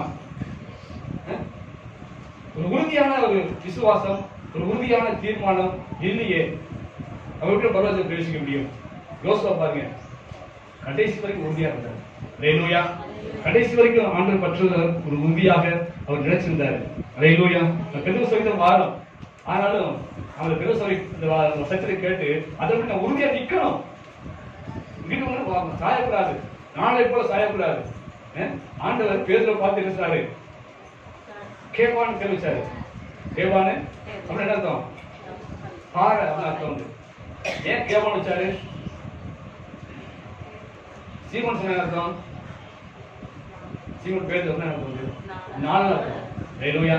நீ நாணல் போல இருக்கப்பா, நீ எப்படி இருக்கணும்? பாறை போல உறுதியா இருக்கணும்பா சொன்னாரு. ஹல்லேலூயா. ஆனா கடைசி வரைக்கும் பேதுரு அந்த பெந்தெகோஸ்து நாள் வர்ற வரைக்கும் எப்படி இருந்தாரு? நாளை போல வரைக்கும் இருந்தாரு. ஹல்லேலூயா. சூழ்நிலை பார்க்கிறாரு. ஏசுநாதர் கொண்டு போய் அந்த போய் சித்திரவதை பண்றாங்க, அடிக்கிறாங்க, துன்புறுத்துறாங்க. எங்க நானுங்க அவருடைய சீசன் சொல்லிட்டு நம்மளே அடிச்சு போடுவாங்களோ, நம்மளே சித்திரவதை பண்ணிடுவாங்களோ சொல்லி பயந்து இருந்தாரு. அவர் அரிய சத்தியம் பண்றாரு, சபிக்கிறார் இயேசுவை. காரணம் என்ன? சூழ்நிலை பார்த்து மாறினார். ஹல்லேலூயா. சுற்றில சூழ்நிலை பார்த்து மாறினார். அது ஒருபோதும் சூழ்நிலை பார்த்து மாறக்கூடாதுங்க. தானியேல் பார்த்து சூழ்நிலை பார்த்து மாறினாரா? அடிமையா கொண்டு போட்ட இடத்துல போய் அங்கேயும் உறுதியா ஸ்ட்ராங்கா நிக்கிறார் தீர்மானத்தோடு கூட. அந்த சாப்பிட மேசோ ஆபத்து சொல்றாங்க, அவங்க அடிமையை கொண்டு கூட வாய்ப்பு தான். அவங்க சொல்றாங்க, நீங்க கொண்டு விடாம பரவாயில்ல, எங்க ஆண்டுகளை தப்பிச்சா பரவாயில்ல, தப்பிக்காம பரவாயில்ல, சூழ்நிலை தீர்ப்படம் பரவாயில்ல, நாங்க ஒரு நாளும் சிலையை நான் வணங்க மாட்டோம் சில தீர்மானத்தில் இருந்தாங்களே. ஹல்லேலூயா. அந்த வைராக்கியம், அந்த தீர்மானம் நமக்கு எங்கே இல்லை, இல்லையே. ஹல்லேலூயா. ஆண்டவருக்கு பரமக்கான சோதனைக்கு சொன்னால், தேவன் வாக்குப்பட்ட அந்த பருவத்தை சோதனைக்கு சொன்னால், நமக்கு ஒரு உறுதியான தீர்மானம் நினைச்சணும் வேணும். ஹல்லேலூயா. யோசுவா வாசிப்போம், 24 வாசிப்போம். கர்த்தரை சேவிப்பது உங்கள் பார்வைக்கு ஆகாதது கண்டால் பின்ன யாரை சேவிப்பது என்று இன்று தெரிந்து கொள்ளுங்கள். நதிக்கு அப்புறத்தில் உங்கள் பிதாக்கள் சேவித்த தேவர்களை சேவிப்பீர்களோ? நீங்கள் வாசம் பண்ணுகிற தேசத்துக்கு குடிகளாகிய எமோரின் தேவர்களை சேவிப்பீர்களோ? நானும் என் வீட்டாரும் என்றால் கர்த்தரையே சேவிப்போம். ஹல்லேலூயா. அது மட்டுமல்ல, யாரு என் குடும்பமே விஷயம் கர்த்தரும் சேவிப்போம். ஒருபோது பின்வாங்க மாட்டோம். ஹல்லேலூயா. அப்படின்னா என்ன அர்த்தம்? ஆண்டு வார்த்தை கீழ்ப்படி நடப்போம். ஆண்டு முக்கியம், அவர்தான் வார்த்தை தான் முக்கியம், அதுக்கு நடப்போம்னு சொல்லி உறுதியாக அந்நாள் முதல் கொண்டு என்னைக்கு ஆண்டு யோசுவா அழைச்சாரோ அந்நாள் முதல் கடைசி வரைக்கும் நினைச்சாரு தீர்மானம் இருந்தார். அந்த தீர்மானம் தேவை. விக்கிரகம் கிடையாது, நமக்கு நாங்க விக்கிரகம் செய்ய கிடையாது அப்படின்னு சொல்றீங்க. ஆண்டு சொல்றாரு, எபேசியர் 5 சொல்றாரு, பொருளாசையாகிய விக்கிரகம். பொருளாசை என்னது? விக்கிரகம். ஹல்லேலூயா. நீங்க அனைவரும் பொருளாசை இருக்கிறது செய்யுது, பொருளாசை இருக்கிறது செய்யுது இல்லைன்னு சொல்ல முடியுமா? மாவசம் போராமத்தான் செய்யுது, கஷ்டப்பட்டு தான் இருக்கீங்க, வைராக்கியம் தான் இருக்கீங்க. எப்படி பண்ண போக போறீங்க? எப்படி போக முடியும்? ஆண்டு நிப்பாட்டி, ஆண்டு நீதிபதியாக இருக்கிறாரு. மோசேக்கே அப்படி ஒரு இது நிலைமைனா நீங்க நானும் ஏமாத்துறோம். தேவனால் அழைக்கப்பட்ட நேரடியா தேவன் தரிசனமாகி மோசையை ஒழித்துக்கு அழைச்சாரு. அப்படி விசேஷ அழைப்பு பெற்ற அந்த மோசைக்கே அந்த நிலைமைன்னு சொன்னால் நீங்க நானும் ஏமாத்துறோம். நினைச்சு பாருங்க கொஞ்சம். அப்ப நம்மளா ஏமாத்திரமா இருக்கணும் நினைச்சு பாருங்க. அந்த யோசுவா 6 முதல் கடைசி வரைக்கும் எப்படி இருந்தாருன்னா அந்த தீர்மானத்துல உறுதியா இருந்தாரு. அல்லேலூயா. ஆனா இன்னைக்கு கிறிஸ்தவர்களுக்கு சரி, ரட்சிப்பு என்பது வேஷம் போலதான் இருக்குது. இந்த வேஷம் கொஞ்ச நாள் கலைச்சு போகும். அல்லேலூயா. நல்ல ரட்சிக்கப்பட்ட போல அபிஷேகம் பண்ண போல அப்படியே நடித்து கொண்டு இருக்க முடியும். அவர் வீட்டுல நல்லது வந்துச்சு கெட்டது வந்துச்சுன்னா அன்னைக்கு தெரிஞ்சு போவோம். ரட்சிக்கப்பட்டிருக்கோமா படலையா என்பது அன்னைக்கு தெரிஞ்சு போவோம். சில மாதங்கள சில வருஷம் வச்சுக்கணும், அது வெளிப்பட்டு போகும். அல்லேலூயா. யோசுவா போல நாம் உறுதியாக தீர்மானத்தை நடிச்சிருக்க வேண்டும். அல்லேலூயா. அடுத்து யோசுவாவை கர்த்தர் ஒரு திட்டமா சொன்னாரு. யோசுவா கண்டிப்பா காணாமல் பிரவேசிப்பான். அவன் தான் எல்லாத்துக்கும் சீட்டு போட்டு அந்த இடங்களை பகிர்ந்து கொடுப்பான்னு சொல்லி தீர்மானம் சொன்னார். காரணம் சொன்னா யோசுவா தேவ ஆவியை பெற்ற மனுஷன். அல்லேலூயா. யோசுவா தேவ ஆவியை பெற்ற மனுஷன். நாம் ரட்சிக்கப்பட்டோம் அல்லது தேவனுடைய சபைக்கு வந்தது நல்லது. வந்த நாம ஞாசம் எடுக்கணும். ஞாசம் எடுத்து நாம ஆண்டு சொந்த காத்திருந்து பசுத்தன அபிஷேகம் செய்யணும், பெற்றுக்கொள்ள வேண்டும். அல்லேலூயா. இந்த பசுத்தன அபிஷேகம் இல்லாம பரலோகத்துக்கு பிரவேசிக்க முடியாதுங்க. அல்லேலூயா. சொந்த பலத்தினாலேயோ சொந்த முயற்சினாலேயோ படிப்பு திறமையினாலேயோ அறிவினாலேயோ ஞானத்தினாலேயோ நான் பரலோகத்தை பிரவேசிக்கணும்னு சொல்லவே முடியாது. நான் பரலோகத்துக்கு போகணும்னு சொன்னா முதல்ல பசுத்தன அபிஷேகம் பெற்றுக்கணும். இந்த பசுத்தன அபிஷேகம் பெற்றாதான் நான் பூமியில பசுத்தன ஜீவிக்க முடியும். என் சொந்த முயற்சினால பசுத்தன ஜீவிக்க முடியாது. இந்த உலகம் பாவம் நிறைந்து கிடக்குது. பொல்லாங்குள்ள கிடக்குற உலகமானது. இந்த பொல்லாங்குள்ள கிடக்குற உலகத்துல நான் தப்பி வாழணும்னு சொன்னால் இந்த பசுத்தன அபிஷேகம் தேவை. அல்லேலூயா. இந்த வசன அபிஷேகம் இல்லாமல் நான் வசனம் ஜீவிக்க முடியாது, சாட்சியம் வாழ முடியாது, நான் பரலோகத்தை பேசிக்க முடியாது. நானும் வலியுறுத்தி 2 மாசம் சொல்லித்தான் இருக்கேன். இந்த வசன அபிஷேகம் கேட்டு பெற்றுக்கொள்ள சொல்றேன். யாருக்கு அது உணர்வு வர மாட்டேங்குது. எனக்கு அது தாங்க ஆண்டு இது தாங்க கேட்கிற முடிய இந்த வசன அபிஷேகம் தாங்க ஆண்டவரே, நானும் போய் வசனம் வாழ ஆண்டு வரப்போறாரு. அதையும் பார்த்துட்டு தான் இருக்கோம். ஆண்டு வரைக்கும் அடையாளம் பார்த்துட்டு தான் இருக்கிறவங்க. அல்லேலூயா. ஆனா நீ எத்தனை உணர்ந்து இருக்கிறோம், வரைக்கும் அடையாளம் பார்த்துட்டு தான் இருக்கோம். பிள்ளைங்க பார்த்துட்டோம், இவனா வரத்த போகுது. ஆனா இதெல்லாம் வரது அடையாளம் தான். ஆண்டு இயேசு வரைக்கும் அடையாளம் தான் இதெல்லாம் ஆண்டு காண்பித்து இருக்கிறாரு. அது உணர்ந்து நாம் இன்னைக்கு எத்தனை பேர் நம்ம இன்னைக்கு ஆண்டு சமூகத்தில் நெருங்கி ஜீவிக்கிறோம், ஜெபத்துல உறுதியா தரித்திருக்கிறோம், பரிசுத்த அபிஷேகம் பெற்றுக்கொண்டு வாஞ்சையை நமக்கு இருக்குது. அது உணரவே மாட்டேங்கிறோம். இந்த உலகத்திற்கு காட்டும் பார்க்க முடிய மேல ஒரு காரியத்தை பார்க்கவே மாட்டேங்கிறோம். அல்லேலூயா. அழைக்கப்பட்ட நாம கீழான பார்க்க வேண்டிய ஆண்டு மேலான பார்க்கிறார்கள். அல்லேலூயா. நெருங்கிருச்சு, ஆண்டு வரைக்கும் நெருங்கிருச்சு. பரவ கால சுமந்திகளுடைய காலம் வந்துவிட்டது. ஆக இந்த கடைசி நாட்களில் மனுஷனும் சுதாரித்து இந்த ஆண்டு அதிகமாக ஜெபிக்கணும், அதிக வேதத்தை வாசிக்கணும், இன்னும் அதிக பசுத்தம் வாழணும், சாட்சியா வாழணும். ஆண்டுகள் போய் வந்தீங்க வந்தா கூட நம்ம போய் சேர கூட போகணும்னு சொல்லி ஒரு வாஞ்சி தாகம் நினைச்சணும் வரணும். அல்லேலூயா. வாசிக்க தான் வாசிப்போம். 24 18 வாசிப்போம். 18 வரைக்கும்.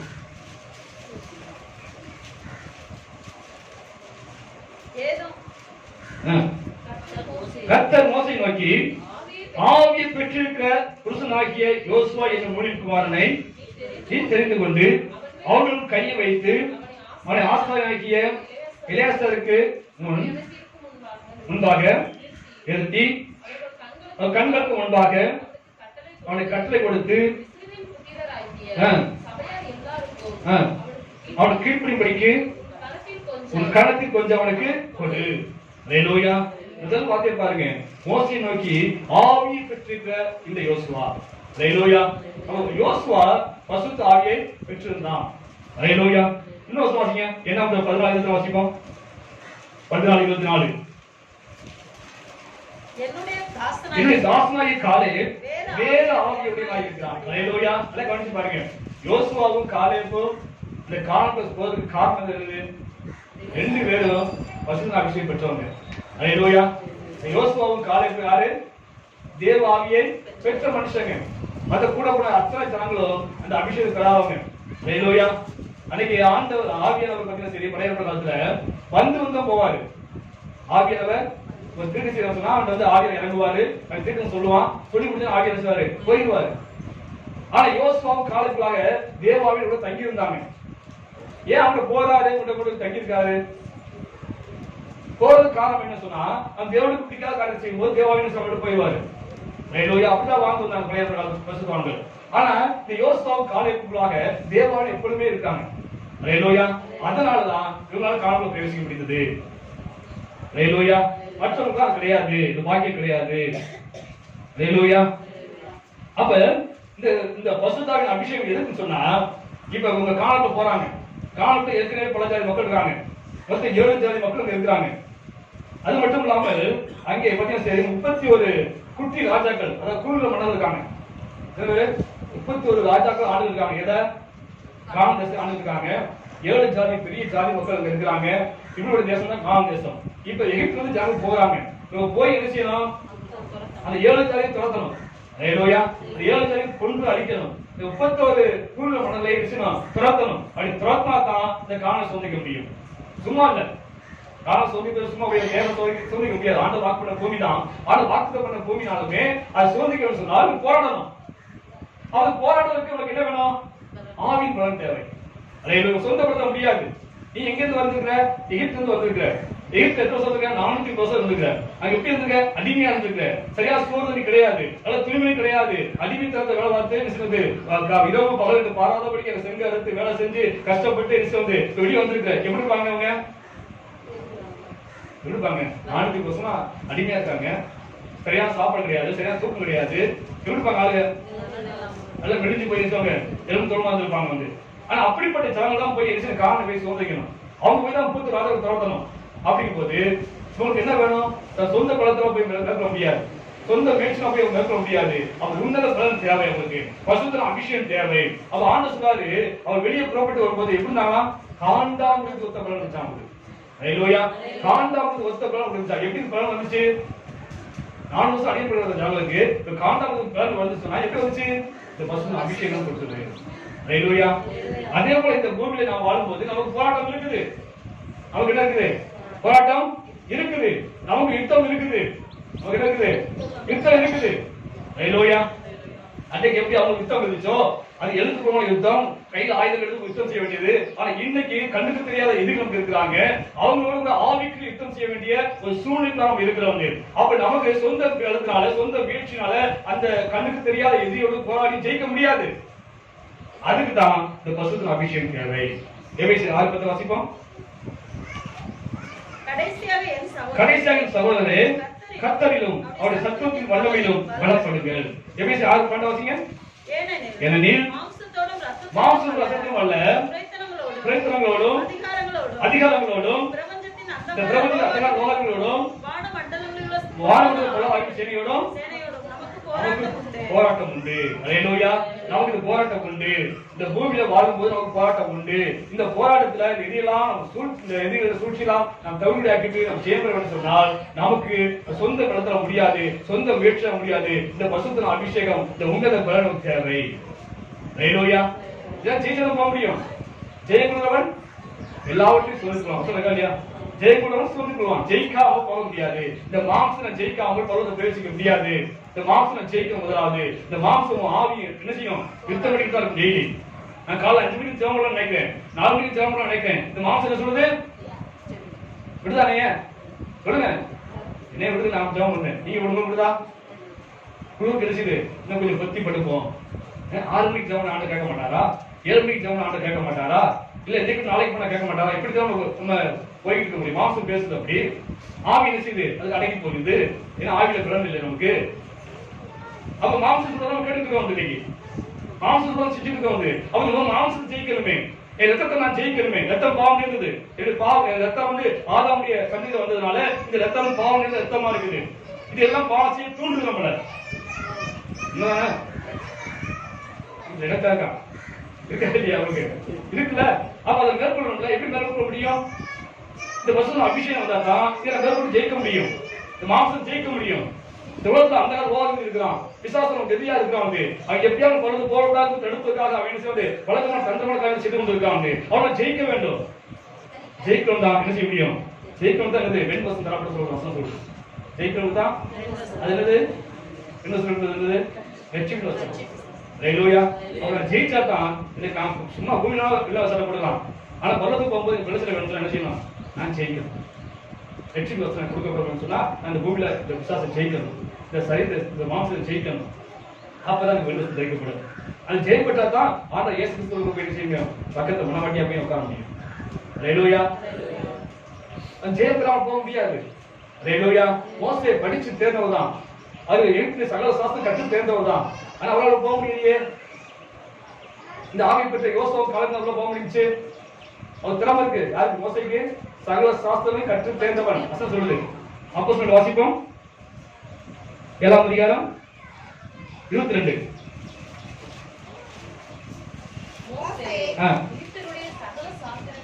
எகிப்து சகல சாஸ்திரங்களையும் கற்று கற்பிக்கப்பட்டு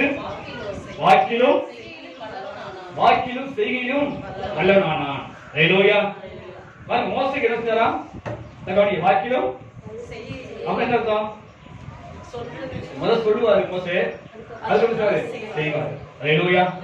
நான் சொல்றேன் காலை 5 மணிக்கு ஜெபம் பண்ண சொல்றேன். ஆனா நான் ஜெபம் மாட்டேன் சொல்றேன். நாளைக்கு நான் செய்வேன். அப்படிதான் மோசே கரெக்டு. வாக்கில நல்லவர், நல்லா பேசுவார், திறமையா. செய்யறதும் எப்ப வாக்கு சொல்லிட்டு அவர் செய்வாரு. இயேசு பாருங்க வசனம் வாசிக்க லூக்காவுல 24 வாசிங்க. 24:19.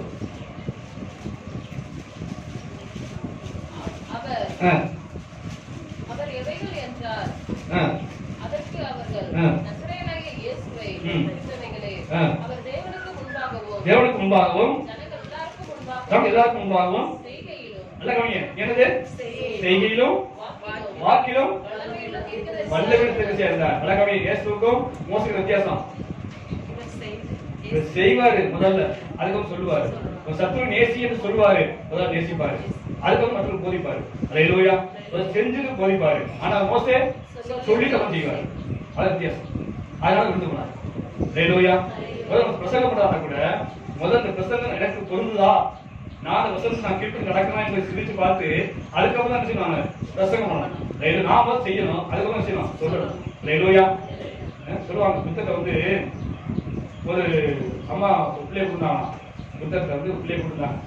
கூட்டு புத்தகம் ஞானியா இருந்தாரு, ரொம்ப அறிவாளியா இருந்ததுனால கூட்டு இந்த பிள்ளைக்கு ஒரு புத்தி சொல்லுங்க சொன்னாங்க. புத்தி சொல்லுங்க அவங்க.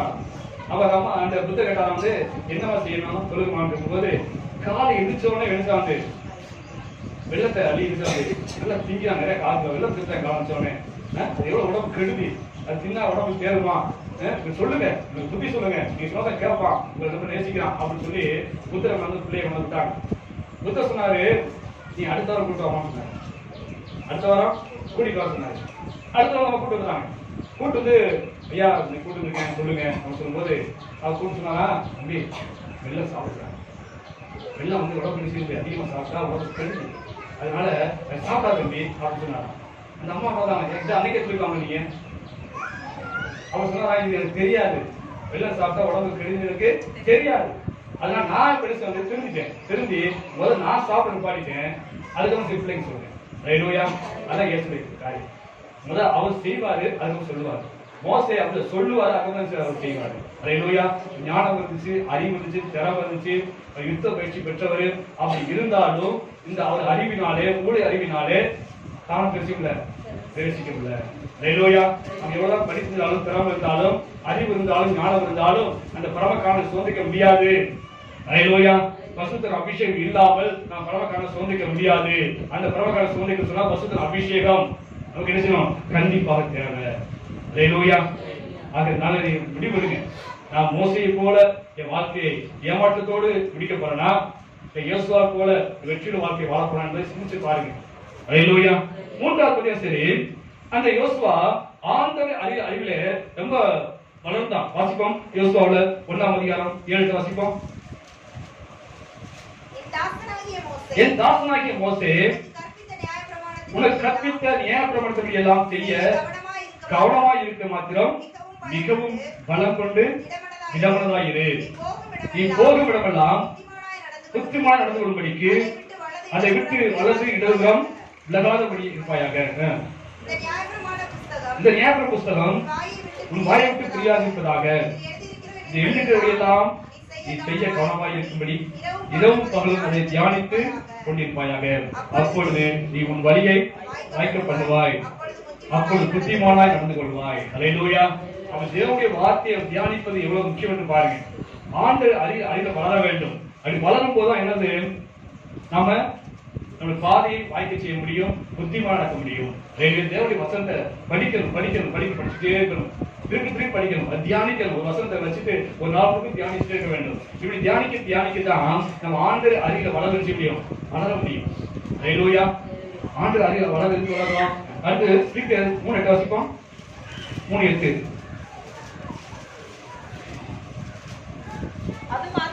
அது மாத்திரமல்ல கர்த்தராகிய கிறிஸ்து இயேசுவை அறிகிற அறிவின் மேன்மைக்காக எல்லாவற்றையும் நஷ்டம் என்று எண்ணிக்கொண்டிருக்கேன். ஹல்லேலூயா. பாருங்க, ஆண்டவருடைய வசனத்தை படிக்க என்ன தெரிஞ்சுக்கிறோம்? ஆண்டவர் குறித்து அதிகமா அறிந்து கொள்கிறோம். ஹல்லேலூயா. கிறிஸ்துவ குறித்து அதிகமா வளர்றதுக்கு இருக்குது அந்த வேத வசனம் பிரயோஜனமா இருக்குது. அதனாலதான் அதிகமா படிக்கணும் சொல்லுவது. தேவனுடைய வார்த்தையை அதிகமா படிக்க கிறிஸ்துவ குறித்து அறிவு நமக்கு செய்யும் வரும். ஹல்லேலூயா. அவள் அறிவு வளர்ந்து என்ன பிரயோஜனம்? இன்னைக்கு உலகத்துல பார்த்தீங்கன்னா சரி, இன்னைக்கு ஏகப்பட்ட உபதேசங்கள் வந்து கொண்டு இருக்கு, ஏகப்பட்ட உபதேசம் வந்து இருக்கு. இப்ப தேவனுடைய வார்த்தையை நம்ம படிச்சு தியானிக்கும் போது அவன் எந்த வார்த்தை யாரு கள்ள போதகர் யாரு, நல்ல கள்ளத்திற்கு யார் என்பதை அடையாளம் கண்டுகொள்ள முடியும். ஹல்லேலூயா. அவன் தேவனுடைய வார்த்தையை படித்தனாலும் தியானிக்கலாம் என்னன்னா தேவனை குறித்த அறிவில் வளர முடியும். அது மட்டும் இல்லாமல் இந்த உலகத்துல கள்ளத்திற்கு கள்ளப்போர்கள் அன்னைக்கு ஆண்டு இயேசுக்கு முறை வந்தாங்க. இன்னைக்கு அதிகமாக பெருகி இருக்கிறாங்க. அவங்க கள்ள உபதேசம் எது, கள்ளத்திற்கு யாரு, கள்ளப்போர்கள் யார் என்பதை அடையாளம் கட்டுவதற்காக என்ன செய்யணும்? நாம் படித்துக் கொள்ள வேண்டும், படிக்க வேண்டும். ஹல்லேலூயா. பிலிப்பியர்ல சொன்னார் அப்போஸ்தலர் பவுல், கர்த்தரை அறிவில வளர்வதற்காக எல்லாத்தையும் சென்று நஷ்டமிட்டு விட்டேன். ஹல்லேலூயா. அப்போஸ்தலர் பவுல் எவ்வளவு பெரிய ஆளு உங்களுக்கு. அவர் பெரிய ஐஸ்வர்யம் அந்த காலத்துல. அந்த காலத்திலேயே அவருக்கு 2 கப்பல்னு சொல்றாங்க. கமாலியன் சொல்லி பெரிய ஒரு வேத பண்டிதர், அவருடைய பாதத்துல உட்கார்ந்து கல்வி கற்றவன், வேதத்தை கரைச்சு குடிச்ச மனுஷன். அப்படிப்பட்ட மனுஷன் ஆண்டவர் இயேசு அறிந்ததுக்கு அப்புறம் இதெல்லாம் ஒன்றும் விட்டாரு, இதெல்லாம் ஒண்ணும் கிடையாது அப்படின்னு சொல்லி தூக்கி போட்டுட்டு ஆண்டவரை சொல்லும் ஆண்டவரை கேட்க சொல்லி ஆண்டவர் பார்த்து உட்கார்ந்து சத்தியத்தை கற்றுக்கொண்டாரு. ஹல்லேலூயா. அப்ப அவர் சொல்றாரு, இதெல்லாம் ஒன்றும் இல்ல, என் ஐஸ்வர்யம், என் படிப்பு, என் திறமை, ஞானமா ஒன்றும் இல்ல, இதெல்லாம் குப்பையா என்றேன். ஏன்னு சொன்னா நான் கர்த்தரை அறிய வளரணும், கர்த்தரை அறிவறிஞ்சினோம், நான் வளரணும் என்று பார்த்து அவருக்கு தேவனுடைய வார்த்தையை அவர் கற்றுக்கொண்ட ஒரு தேவ மனுஷன் தான் அப்போஸ்தலர் பவுல். ஹல்லேலூயா. தேவனுடைய வார்த்தையை நம்ம அதிகமா படிக்கத்தான் நான் கர்த்தரை குறித்து அறிந்து கொள்ள வேண்டும். ஹல்லேலூயா. கர்த்தரை குறித்து அறிந்து கொள்ள என்ன பிரயோஜனம்? படிக்கும் போது பைபிள் படிக்கும் போதுதான் நம்ம தேவனுக்கு எது பிடிக்கும் எது பிடிக்காதுன்னு கண்டுபிடிக்க முடியும். ஹல்லேலூயா. அது நெருங்கி போகும்போது ஆண்டவர் ஒரு கணவன் இருக்காங்க, கணவன் மனைவி வாழ்க்கை சந்தோஷமா இருக்கணும்னு நினைச்சோம். கணவன் மனைவியை புரிந்து கொள்ள வேண்டும், மனைவி கணவனை செய்யணும் புரிந்து கொள்ள வேண்டும். அப்பதான் குடும்ப வாழ்க்கை சந்தோஷமா இருக்கணும். அவன் கணவனை புரிந்து கொள்ள சொன்னா அவன் யாரு, அவன் எப்படிப்பட்டவன், அவனுக்கு என்ன பிடிக்கும் என்ன பிடிக்காது இதெல்லாம் நிச்சயம் நல்லா தெரிஞ்சதுதான் நிச்சய முடியும், அவனுக்கு வாழ முடியும். அதுல மனைவிக்கு நல்லா புரிந்து கொள்ளத்தான் மனைவிக்கு எது பிடிக்கும் எது பிடிக்காது, எந்த காலத்துல பிடிக்கும் எந்த காலத்துல பிடிக்காது, என்ன சாப்பாடு பிடிக்கும் சாப்பாடு பிடிக்காது, இதெல்லாம் தெரிந்து கொள்ளத்தான் கணவன் செய்ய முடியும், அவளுக்கு பிரியமா நடக்க முடியும். ஹல்லேலூயா. அது போல வேதத்தை படிக்கும் போதுதான் ஆண்டவர் இயேசு எப்படிப்பட்டவர், எவ்வளவு பரிசுத்தம் உள்ளவர், எவ்வளவு நியாயவியா இருக்கிறார் என்பதெல்லாம் அறிந்து அவருக்கு பிரியமா நினைக்க முடியும், நான் வாழ முடியும். ஹல்லேலூயா. அதான் கர்த்தரை அறிவில வளர வேண்டும் சொல்லுங்க. ஹல்லேலூயா. அடுத்து 4வது இந்த யோசுவாக்கு நல்ல ஒரு புகார் சொன்னா வாசிப்போம். அப்போஸ்தலர் 2:4 வாசிப்போம். அப்போஸ்தலர் 2:47.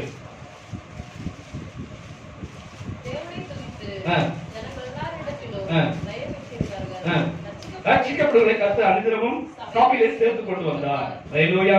சபையில சேர்த்து கொண்டு வந்தார். சபை வந்து முக்கியமானது. இது வந்து ஆண்டவர் இயேசு கிறிஸ்து ரத்தத்தினாலே மீட்கப்பட்ட சரீரமாகிய சபை, அது சரீரமாகிய சபை சொல்லப்படுது. அந்த சபையை அவர் ஆண்டவர் கட்டினாரு. அந்த சபையில எல்லாத்தையும் கூட்டி சேர்த்தாரு. எது கூட்டி சேர்த்தாரு? கூட்டி என்ன பண்ணாங்க? வாசிப்போம். 2:40 வாசிப்போம். அவர்கள் அப்போஸ்தலருடைய உபதேசத்தையும் அந்நியத்தையும் அப்பமிட்டதையும் ஜெபம் பண்ணுவதையும் உறுதியாக அறிந்திருந்தார்கள். ஹல்லேலூயா. அப்படி கூட்டி சேர்க்கிற விசுவாசிகள் எல்லாமே என்ன வந்து அப்பமிட்டதையும் ஜெபம் பண்ணுவதையும் உறுதியாக அறிந்திருந்தார்கள் சொல்லப்பட்டிருக்குது. ஹல்லேலூயா. அது 40 வாசிங்க. ஒருவரப்பட்டவராய் தேவாலயத்துக்கு அனுதினமும் தரித்திருந்து விடுதலும் அப்பமிட்டு மகிழ்ச்சியோடு கவனமில்லாத இதயத்தோடும் போஜனம் பண்ணி. ஹல்லேலூயா. கூடி என்ன நாங்க ஒருமுறைப்பட்டு இருந்தாங்க. தினமும் வீட்டுல இருந்து திருவிழாதான், தினமும் திருவிழந்து அப்பம் கிட்டுறது, ஜெபம் பண்றது, வேத வாசிப்பது, பிரசங்கம் பண்றது, இதெல்லாம் வாழ்க்கை நடந்து கொண்டே இருந்துச்சு. ஹல்லேலூயா. அது அப்படிப்பட்ட சபையை ஆண்டவர் கட்டி எடுக்கிறாரு. அப்படிப்பட்ட சபையை உடைப்பது யாரு சொன்னா பிசாசு. அதான் சபையை நேசிக்கணும். தேவன் கொடுத்த சபை, அந்த ஐக்கியத்தை நாம் நேசிக்க வேண்டும். ஹல்லேலூயா. ஆண்டவர் சபையை கூட்டி சேர்க்கிறாரு. பிசாசு நிச்சயம் சபையை உடைக்கிறான். அப்போ மத்தியில சொல்லப்பட்டிருக்குது, மேய்ப்பனை வெட்டுவேன் ஆடு சித்தரிக்கப்படும். யார் செய்யறது? பிசாசு செய்யறான். அவன் சிதறிக்கிறது அவன் வேலை. கூட்டி சேர்ப்பது ஆண்களுடைய வேலை. அப்படி கூட்டி சேர்க்கப்பட்ட அந்த சபையில நாம் எப்படி இருக்கணும் சொன்னா நல்ல ஐக்கியத்தோடு இருக்க வேண்டும். ஹல்லேலூயா. எபேசியர் சொல்லப்பட்டிருக்கு 10ஆம் அதிகாரம் திருத்தம் வாசிப்போம். எபேசியர் 10:25. சபை கூடி முதலில் விட்டுவிடுவது போல நாம் விட்டுவிடாமல் ஒரு பெரும் புத்தி சொல்ல கடவோம். நாளான சைபத்து வருகிறதை எவ்வளவாய் பார்க்கிறீர்களோ அவ்வளவாய் புத்தி சொல்ல வேண்டும். ஹல்லேலூயா. சபை கூடி முதலில் அநேகர் விட்டுறாங்க. அங்க போனிக்க போனது சபை கூடி விட்டுறாங்க. அப்படி இல்லாதபடிக்கு எந்த அளவுக்கு இயேசு வருகிறார் என்பதை உணர்கிறோ அந்த அளவுக்கு சபை என்ன கூடி வரணும். ஹல்லேலூயா. வாரத்துல 6 நாள் வரணும் கூடி. அப்படி கூடி வந்து சபையில தேவனுடைய வார்த்தையை கேட்கணும், அவர் பாடி துதிக்கணும், ஜெபம் பண்ணணும், ஒருமனப்பட்டவர்களாக ஆண்டு துதிக்கணும். இப்படிப்பட்ட காரியங்கள் செய்ய வேண்டும் தான் ஆண்டு சொல்றாரு. ஆனா இன்னைக்கு ஒரு உபதேசம் வந்திருக்கு. என்ன உபதேசம் சொன்னா நாமே தேவனுடைய ஆலயம். நாம எதுக்கு ஆலயத்துக்கு போகணும்? இது ஒரு உபதேசம். இன்னைக்கு நாமே பைபிள் சொல்றது, நாமே தேவனுடைய ஆலயம் பைபிள் சொல்றது. அவர் நாம எதுக்கு இன்னொரு ஆலயத்துக்கு போகணும் அப்படின்னு சொல்லி ஆலயத்துக்கு போகாம ஒரு கூட்டம் இருக்குது. இப்படி புதுசு புதுசா உபதேசம் வந்து தான் இருக்குது. ஹல்லேலூயா. ஆனா சபை என்பது சாதாரண காரியம் கிடையாது. ஆண்டவர் இயேசு ரத்தத்தினாலே கட்டப்பட்ட ஒரு சபை. ஹல்லேலூயா. ஆண்டவர் ஒரு சபை. அந்த சபையில நாம் எப்படி இருக்கணும்னா ஐக்கியமா இருக்க வேண்டும். ஹல்லேலூயா.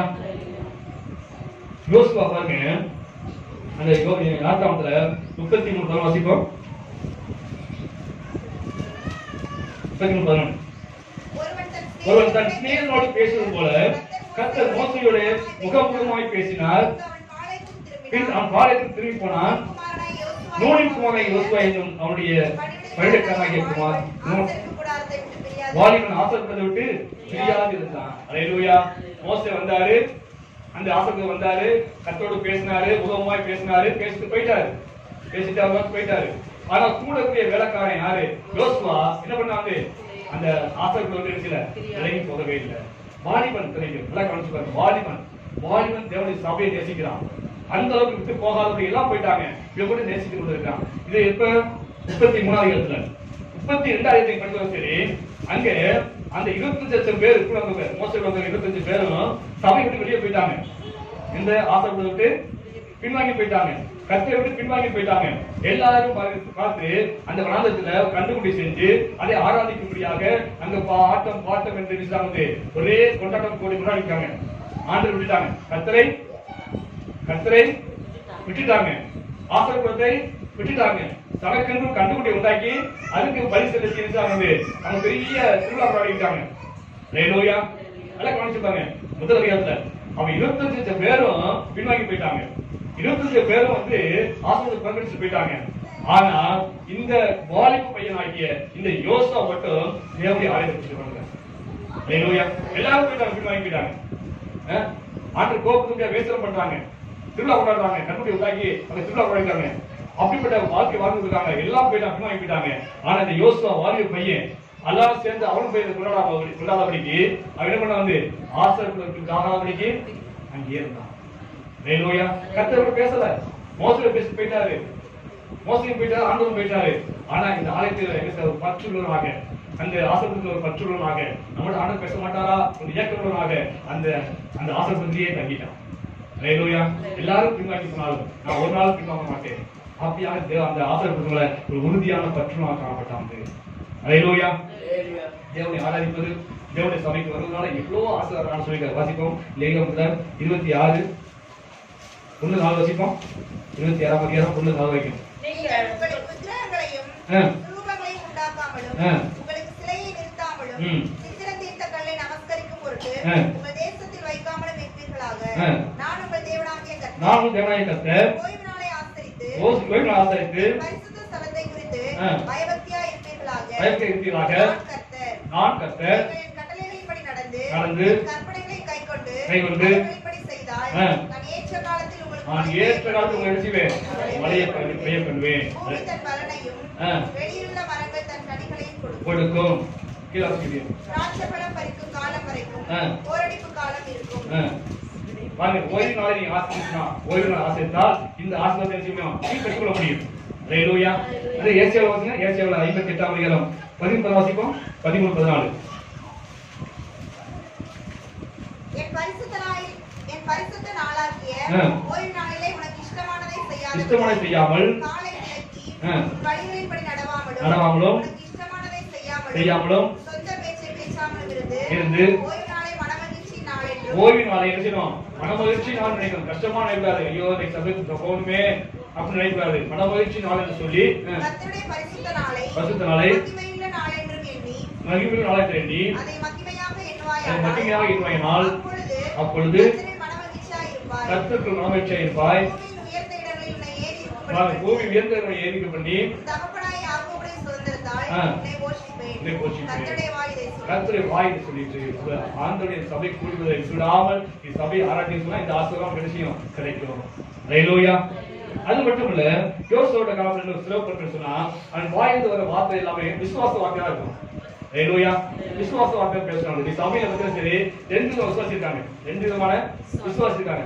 ஒண்ணு வந்து உணர்ச்சி சார்ந்த விசுவாசிகள், ஒண்ணு உணர்ச்சி சார்ந்த விசுவாசிகள், இன்னொன்னு விசுவாச ஜீவிக்கிற விசுவாசிகள். ரெண்டு கூட வித்தியாசம் தெரியுதா? உணர்ச்சி சார்ந்த விசுவாசிகள், இன்னொன்னு என்னது விசுவாசத்தை ஜீவிக்கிற விசுவாசிகள். ரெண்டு கூட்டம் இருக்காங்க. எல்லா சபையிலுமே ரெண்டு கூட இருக்க முடியும். அவங்க ஒண்ணு வந்து உணர்ச்சி சார்ந்த சமூகம். உதாரணத்துக்கு பார்த்தீங்கன்னா இப்ப இன்னைக்கு கருத்து ஆண்டு சொல்றது உற்சாகம் ஜெபம் ஆரம்பிக்கிறாங்க. உற்சாகம் ஆரம்பிக்கிறாங்க. உற்சாகம் ஜெபம் யாராவது ஜெபம் பண்ணா உடனே போட்டி கொடுத்து ஜெபம் பண்ணாங்க. அப்படி ஜெபம் பண்ணாலே நான் கணிச்சிருவேன். என்ன கணிச்சிருவேன்? இந்த வாரத்துல ஆண்டு ஏதோ பண்ணிருக்காரு, ஆண்டவர் ஏதோ அதிசயம் பண்ணியிருக்காரு, ஏதோ நன்மை செஞ்சிருக்காரு, அதனால சபை உற்சாகமா நீங்க ஆரம்பிக்கிறாங்கன்னு நமக்கு புரிஞ்சுக்குவேன். சாட்சிடுவாங்க. இது எதனால? உணர்ச்சி சார்ந்த விசுவாசம். ஹல்லேலூயா. உணர்ச்சி சார்ந்த விசுவாசம். ஆனா இன்னொன்று இருக்கு, விசுவாசம் ஜீவிக்கிறோமே.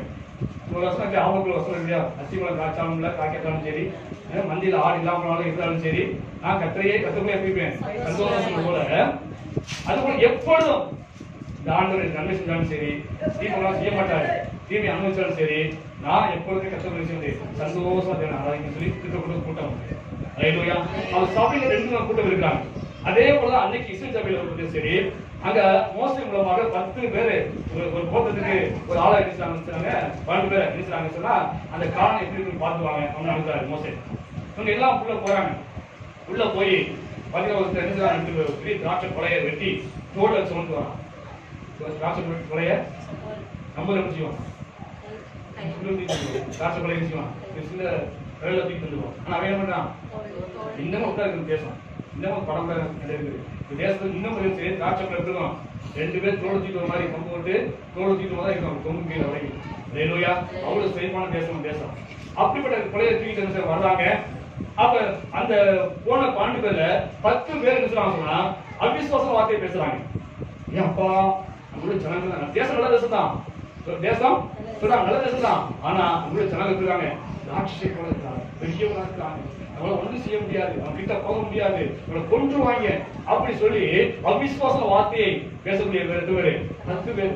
வாசிக்கும் வசந்த 8ஆம் வாசிக்கும் பதினாதிகாரத்துல 8ஆம் 13 27 33 எங்களை அனுப்பின தேசத்துக்கு நாங்கள் போய் வந்தோம். அது பாலும் தேனும் ஓடுகிற தேசம் தான். இது அதனுடைய கனி.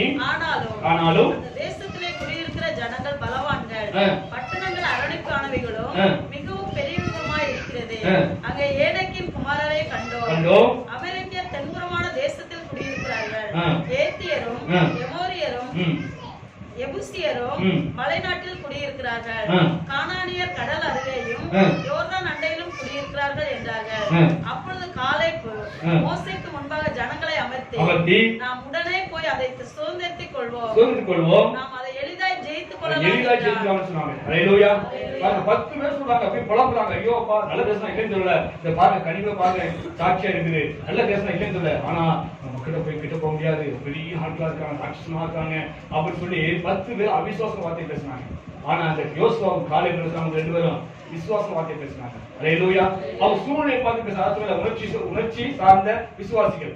சுத்தி மக்களை பாக்குறாங்க, தன்னை பாக்குறாங்க, சுத்தி மக்கள் அப்ப பெரிய ஆளாக ராட்சசமா இருக்காங்க, இவனை ஜெயிக்க முடியுமா, இவ்வளவு பேர் ஜனம் இருக்காங்க, இவனை ஜெயிக்க முடியுமா என்று சொல்லி உணர்ச்சி சார்ந்து விசுவாசிக்கூடிய மக்கள் 10 பேரு.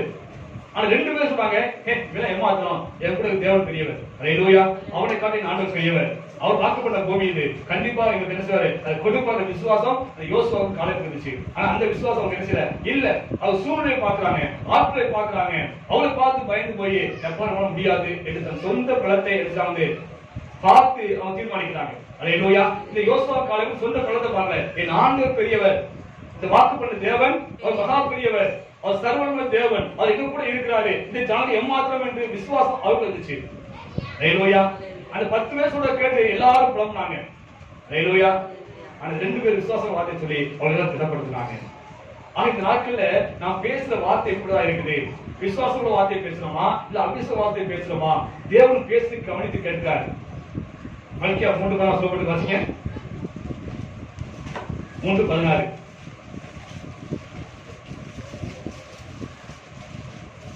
கர்த்தருக்கு பயந்தவர்கள் ஒருவரோடு பேசிக் கொள்வார்கள். கர்த்தர் கவனித்து கேட்பார். கர்த்தர் கவனித்து கேட்பார். ஹalleluya. மனுஷன் கேட்கானோ இல்லையோ, ஆண்டவர் சொல்றாரு கவனித்து கேட்க. அவ கேட்க பேசும்போது எப்படி பேசணும், விசுவாசமா வார்த்தை பேசணும். விசுவாசம் இல்லாமல் தேவனுக்கு பிரியமா இருக்கக்கூடாத காரியம். இந்த யோசுவா விசுவாசம் படிதான் இருந்தாரு, இந்த காலேபு விசுவாசம் படிதான் இருந்தாங்க. எல்லாரும் தேவன் கேட்கும்படியாக விசுவாச வார்த்தை பேசினாங்க. ஹalleluya. அவங்க எல்லாம் அவிசுவாச வார்த்தை பேசிதான் அவங்க அங்கேயே அழிஞ்சு போனாங்க. அப்ப நாம் பரவக்கான சொல்லிக்க சொன்னா நமக்கு என்ன வேணும், விசுவாசம் வேணும். ஹalleluya. விசுவாச வார்த்தை பேசணும். எப்படி இது என்ன நடக்க போகுது, இது நடக்குமா இது நடக்காதா அப்படின்னு சொல்லி அந்த அவிசுவாச வார்த்தை பேசுறது வாயில வரவே கூடாது. என் ஆண்டவர் பெரியவர், இது ஏமாத்திரம் என்று சொல்லக்கூடிய அளவுக்கு விசுவாசம் வார்த்தை பேசணும், நான் பேசிக்கொண்டே இருக்க வேண்டும். ஹalleluya. அடுத்து 6வது சரி, இந்த யோசுவாவுக்கு நல்ல குணாதிசயம் சொன்னா நல்ல பண்பு என்ன வாசிப்போம். யோசுவா 1 வாசிப்போம். யோசுவா 1:1. கர்த்தருடைய தாசனாகிய மோசே மரித்த பின்பு கர்த்தர் மோசேயின் ஊழியக்காரனான நூனின் குமாரன் யோசுவாவை நோக்கி, இங்க பாருங்க, யோசுவா புஸ்தகம் ஆரம்பிக்கும் போது என்ன சொல்றாரு சொன்னா, கர்த்தருடைய தாசனாகிய மோசே மரித்த பின்பு கர்த்தர் மோசேயின் ஊழியக்காரனான நூனின் குமாரனாகிய யோசுவாவை நோக்கி. யோசுவா யாரு, மோசேயின் ஊழியக்காரன். ஹalleluya. பாருங்க, மோசேயின் ஊழியக்காரன். அப்ப பாருங்க, மோசே உயிரோடு இருக்க வரைக்கும் யோசுவா மோசே என்ன பண்ணாரு, ஊழியம் செஞ்சாரு. கர்த்தர் ஊழியம் செய்யல, நல்லா கவனிச்சு பாருங்க, கர்த்தர் ஊழியம் செய்யல, யாருக்கு செஞ்சாரு, மோசேக்கு பணிவிடை செய்தாரு. ஹalleluya. அதான் வேதம் சொல்லுது, நாம் மேன்மை அடைவதற்கு முன்பாக நமக்கு என்ன வேணும், தாழ்மை வேணும். ஹalleluya. நம்ம மேன்மை அடையணும்னு சொன்னா நமக்கு என்ன வேணும், தாழ்மை வேணும். ஹalleluya. மற்ற நமக்கு உண்மையான அவருடைய ஊழியர்களுக்கு நம்ம என்ன செய்யணும், பணிவிடை செய்யணும். அது ஒரு பாக்கியமாக இருக்குது. எலிசாபெத்துக்கான போன வாரம் பார்த்தோம். எலிசாபெத் பெரிய தீர்க்கதரிசி, எலியா ரட்சிப்பட வார்த்தை பெற்றவன். அதுக்கு எப்படி இருந்தான், எலியாவின் கைகளுக்கு தண்ணீர் வார்த்தை எலிசா சொல்லப்பட்டது. அப்ப எலிசா என்ன பண்ணாரு, எலியாவுக்கு பெரிய ட்ரைனிங் கொடுக்கல, எலிசாவுக்கு ட்ரைனிங் கொடுத்து நீ இப்படிதான் சொல்லணும், இப்படிதான் முடிவு பண்ணணும்னு சொல்லித்தரல. என்ன பண்ணாரு, அதை சாப்பிட்டு கை நீட்டுவாரு. எலிசா தண்ணி ஊற்றி கழுவுவாரு. சாப்பிட்டு முன்னாடி எலிசா கை நீட்டுவாரு, எலிசா அது தண்ணி ஊற்றி கழுவு தெரிவிச்சுவாரு. இப்ப கடைசி வரைக்கும் எலியாவுக்கு பணிவிடக்காரனாகிய எலிசா இருந்தாரு. அதே போல மோசேக்கு கடைசி வரைக்கும் இந்த யோசுவா என்னன்னாரு, பணிவிடக்காரனாக இருந்தாரு. ஹalleluya. முதலாவது தாழ்மை அவசியம் தேவை. வாசிப்போம், யோசுவாவை வாசிப்போம். 24-29 வாசிப்போம். இந்த காரியம் நடந்த பின்பு நூனின் குமாரனாகிய யோசுவா என்னும் கர்த்தருடைய ஊழியக்காரன், பாருங்க, இந்த கர்த்தருடைய ஊழியக்காரன் சர்டிபிகேட் எப்ப கிடைக்குது யோசுவாவுக்கு, யோசுவா சாகும்போது. ஹalleluya. அது வரைக்கும் என்ன பார்த்தா சரி, மோசேயின் பணிவிடக்காரனாகிய யோசுவா, மோசேயுடைய ஊழியக்காரனாகிய யோசுவா என்ன சொல்லிட்டு சாகும்போது சொன்னாரு, இது கர்த்தருடைய ஊழியக்காரன். ஹalleluya. இந்த கர்த்தருடைய ஊழியக்காரன் பேர் வந்ததுக்கு யோசுவா எவ்வளவு நாட்கள் ஆயிடுச்சு பார்த்தீங்களா. தேவனுடைய ஊழியக்காரன் என்பது லேசான கதை கிடையாது. முதலாவது அவன் என்ன பண்ணணும், பணிவிடக்காரனாக இருக்கிறது. நான் கூட சொன்னேன், ஊழியக்காரருக்கு பெரிய கும்பகோணம் கிடையாது. ஊழியக்காரன் யாரு, வேலைக்காரன். ஹalleluya. சாதாரண வேலைக்காரன், அது அடிமை, எஜமானுக்கு எழுதி கொடுத்த அடிமை. ஹalleluya. சொல்ல முடியா, நம்ம என்ன சொல்லுவோம், அந்த கொத்தடிமை சொல்லுவியா, அதுதான் அவங்க சேவை கொடுத்தவங்க. அவங்க யாரு, அந்த எஜமானுக்கு சேவம் 10,000 கொடுத்துறான், கொடுத்தனா என்ன செய்வது, நான் 10 வருஷம் கழிச்சு வந்து அவனுக்கு வேலை செய்வதற்கு என்ன செய்வது எழுதி கொடுக்குறேன். அந்த 10 வருஷத்துல எங்க வீட்டுல என்ன நடந்தாச்சு, நல்லது நடந்தாச்சு, கெட்டது நடந்தாச்சு, செய்யாது போகக்கூடாது, எழுதி கொடுத்துருக்கேன். 10 வருஷம் சேவை செய்து எழுதி கொடுத்துருக்கேன். அது போல ஆண்டவருக்கு சேவை எழுதி கொடுத்து வந்த இந்த ஊழியக்காரன், அதுதான் பணிவிடைக்காரன். அல்லேலூயா. அவன் ஊழியக்காரன் என்பவன் யாருக்கு நம்ம பணிவிடைக்காரன், அது வேலைக்காரன். அல்லேலூயா. மினிஸ்டர் சொல்றாங்க, மினிஸ்ட்ரி மினிஸ்ட்ரி சொல்றோம், மினிஸ்டர் மினிஸ்ட்ரி சொல்றோம், மந்திரி மினிஸ்ட்ரி மந்திரி, மினிஸ்ட்ரினா ஊழியம், மினிஸ்ட்ரி சொல்றோம். அதுக்கு ஆப்போசிட்னா மெகாஸ்டார், மெகாஸ்டார் சொல்றது. மெகாஸ்டார்னா பெரிய ஆள் அர்த்தம், மினிஸ்டர்னா சின்ன அர்த்தம். அல்லேலூயா. நான் செய்யற ஊழியம் சின்னதான், மினிஸ்ட்ரி. அல்லேலூயா. ஊழியக்காரன் சின்னவன், வேலைக்காரன், அடிமை என்று அர்த்தம் வந்து அதை நன்றாக யோசனை உணர்ந்திருந்தாரு. அவர் மோசே சாகிற வரைக்கும் அவர் பழக்கமாக இருந்தாரு. எலியா சாகிற வரைக்கும் எலிசாவுக்கு பழக்கமாக இருந்தாரு. அதுக்கு முதலாவது தாழ்மை கற்றுக்கொண்டாங்க, தாழ்மை கற்றுக்கொண்டு பணிவிடை செய்தாங்க. அதனால கத்திர வச்சாரு, கத்திரை ஊழியக்காரமாக மாற்றினாரு. அல்லேலூயா. வாசிங்க லூக்காவுல 22 வாசிப்போம், 22, 26. உங்களுக்குள்ளே அப்படி இருக்கக்கூடாது. உங்களுக்கு அப்படி இருக்கக்கூடாது. உங்களில் பெரியவன் சிறியவனைப் உங்களில் பெரியவன் சிறியவனைப் போலவும், சிறியவனைப் போலவும், தலைவன் பணிவிடைக்காரனைப் தலைவன் எப்படி இருக்கணும், பணிவிடை- பணிவிடைக்காரனை போல இருக்கணும். அல்லேலூயா. நீ பெரியவனா இருக்கணும்னா நீ என்ன செய்யணும், சின்னவனை போல இரு. அல்லேலூயா. மற்றவங்க பணிவிடைசீலனா இரு. ஆண்டவர் இயேசு கிறிஸ்து வானத்தையும் பூமி உண்டாக்கின தேவன் தான். அவர் பூமிக்கு உரித்து நினைச்சாரு, சீசுடைய கால கழுவினாரு. அல்லேலூயா. அவரை கற்றுக்கொள்ள வேண்டும். நான் தேவனுடைய ஊழியக்காரன் இருக்க முதலாவது இயேசுவை முன்மாதிரி வைத்து அவர் கற்றுக்கொள்ள வேண்டும். அல்லேலூயா. இந்த ஊழியக்காரன் போய் கற்றுக்காக்க அல்ல, ஊழியக்காரன் பெரிய ஆள் கிடையாது. அவர் முதல் பணிவிடைக்காரன், வேலைக்காரன் உணர்வு கொள்ள வேண்டும். அந்த உணர்வு அன்றைக்கு யோசுவாக்கு இருந்துச்சு, எலிசா இருந்துச்சு. அல்லேலூயா. வாசிப்போம் 1 கொரிந்தியர் 16 வாசிப்போம். 1 கொரிந்தியர் 16:15. சகோதரரே, தேவனுடைய வீட்டார் அகாயா நாட்டிலே முதற்பலன் என்றும் பசுத்தவான்களுக்கு ஊழியம் செய்யும்படிக்கு தங்களை ஒப்புக் கொடுத்தவர் என்றும் அறிந்திருக்கிறீர்களே. அல்லேலூயா. அகாயா நாட்டுல முதற்பலன் யாரு, தேவனுடைய வீட்டார். பசுத்தவான் வச்சுட்டாங்க, ஊழியம் செஞ்சாங்க. அல்லேலூயா. அது எப்படி 6:10 வாசிப்போம்.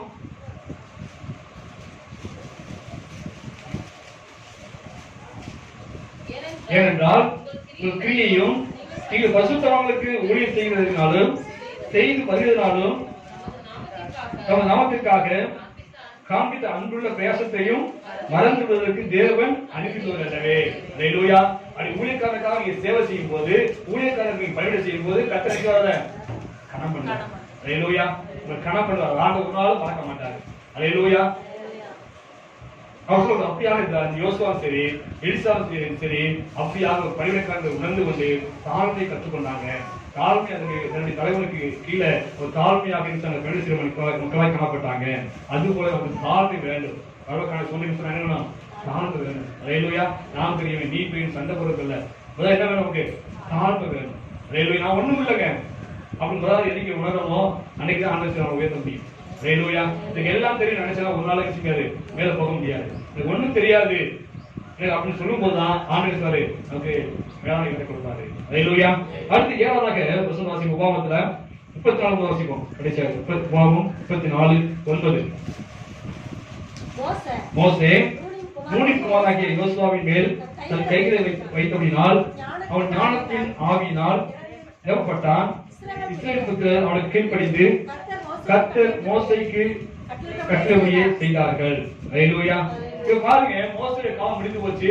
இப்ப ஆண்டவர் சொல்லிட்டாரு, நீ என்ன பண்ண சொன்னா யோசுவா தலையில கை வைத்து நீ ஜெபம் பண்ணி அனுப்பணும். அல்லேலூயா. இவன் காலம் முடிஞ்சு போச்சு, நீ சாக போற, நீ மரிக்க போகிற. இப்ப நீங்க செய்ய வேண்டிய காரியம் சொன்னா யோசுவா வச்சு தலையில கை வைத்து ஜெபம் பண்ணி நினைச்சு அடுத்த தலைவராக நியமி என்று சொன்ன உடனே யோசுவாவை சொன்னாரு, கையை வச்சு ஜெபம் பண்ணி அனுப்பிச்சிட்டாரு. அல்லேலூயா. அதே 1 தீமோத்தேயு வாசிப்போம். 4 வாசிப்போம். 1 தீமோத்தேயு 4:14.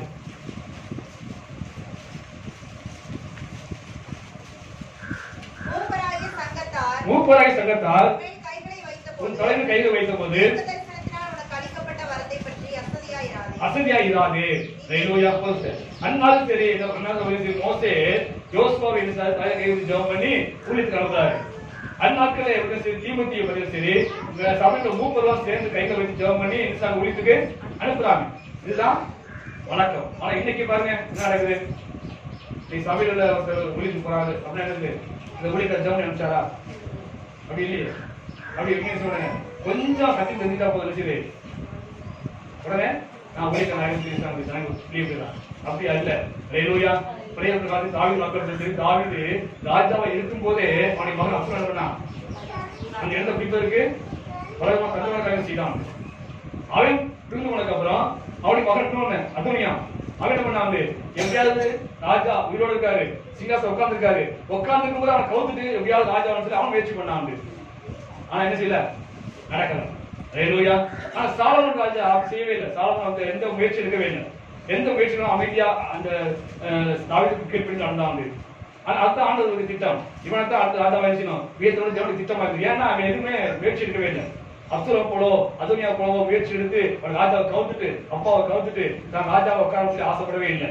அவன் அமைதியா இருந்தான். அதனாலதான் கர்த்தர் ராஜா உயர்த்தினாரு. அது போல இன்னைக்கு நமக்கு கொடுக்கப்பட்ட தலைவர்களுக்கு நமக்கு கொடுக்கப்பட்ட வேற்றுக்கு நம்ம நினைச்சோம் அதை இருக்கிறது.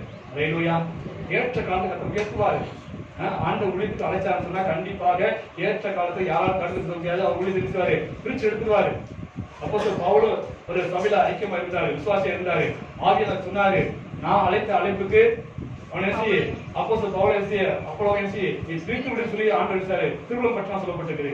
ஆண்டவர் பிரிச்சு எடுப்பாரு, ஆண்டவர் தெளிவா சொல்லுவாரு. அது வரைக்கும் மனுஷனும் அவர் கருத்துல அடங்கியிருக்க வேண்டும். ஹல்லேலூயா. யோசுவாவுக்கு அடங்கியிருந்த மனுஷன், ஹல்லேலூயா. தீமோத்தேயுக்கு அடங்கின மனுஷன், ஹல்லேலூயா. அதனாலதான் கர்த்தர் உயர்த்தினாரு. ஹல்லேலூயா. சாதாரண காரண சுதந்திரத்திற்கு, சாதாரண பூமியில் காரண சுதந்திரத்திற்கு எவ்வளவு தகுதி ஆண்டு எதிர்பார்த்தான்னு பாருங்க.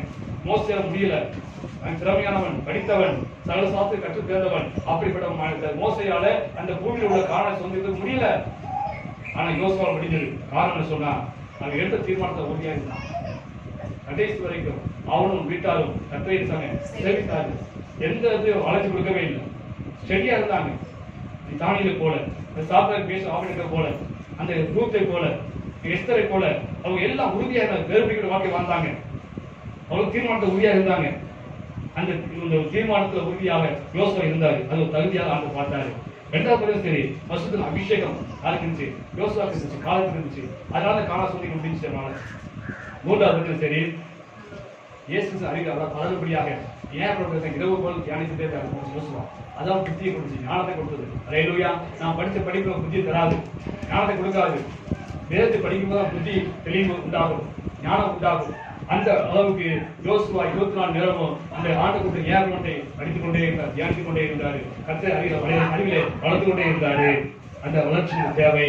அடுத்து சபையோடு ஐக்கியமா இருந்தாரு. ஹல்லேலூயா.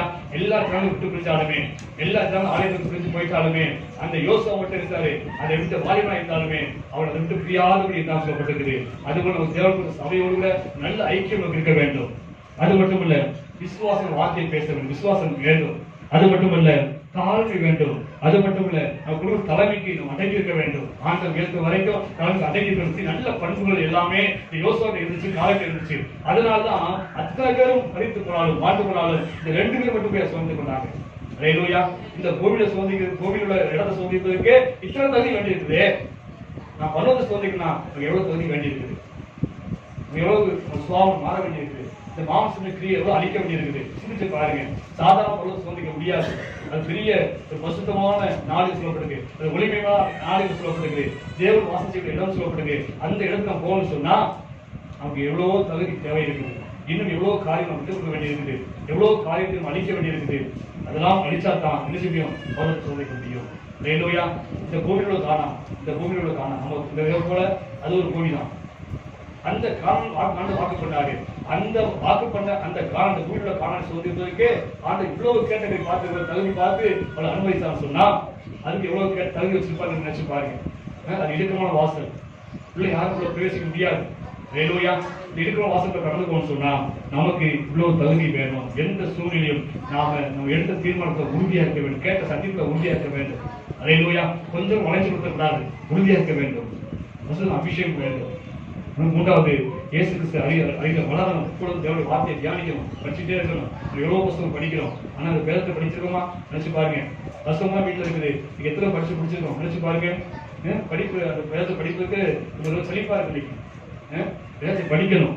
அதுபோல விசுவாசம் வேணும், சபையோட ஐக்கியம் இருக்க வேண்டும், தாழ்வு வேண்டும், நம்ம கொடுத்த தலைமைக்கு அடைக்க வேண்டும். இப்ப நல்ல சுவாமி இருந்தால் கண்டிப்பா தொடர்ந்து நாம் சொல்லிக்கிறோம். ஹalleluya.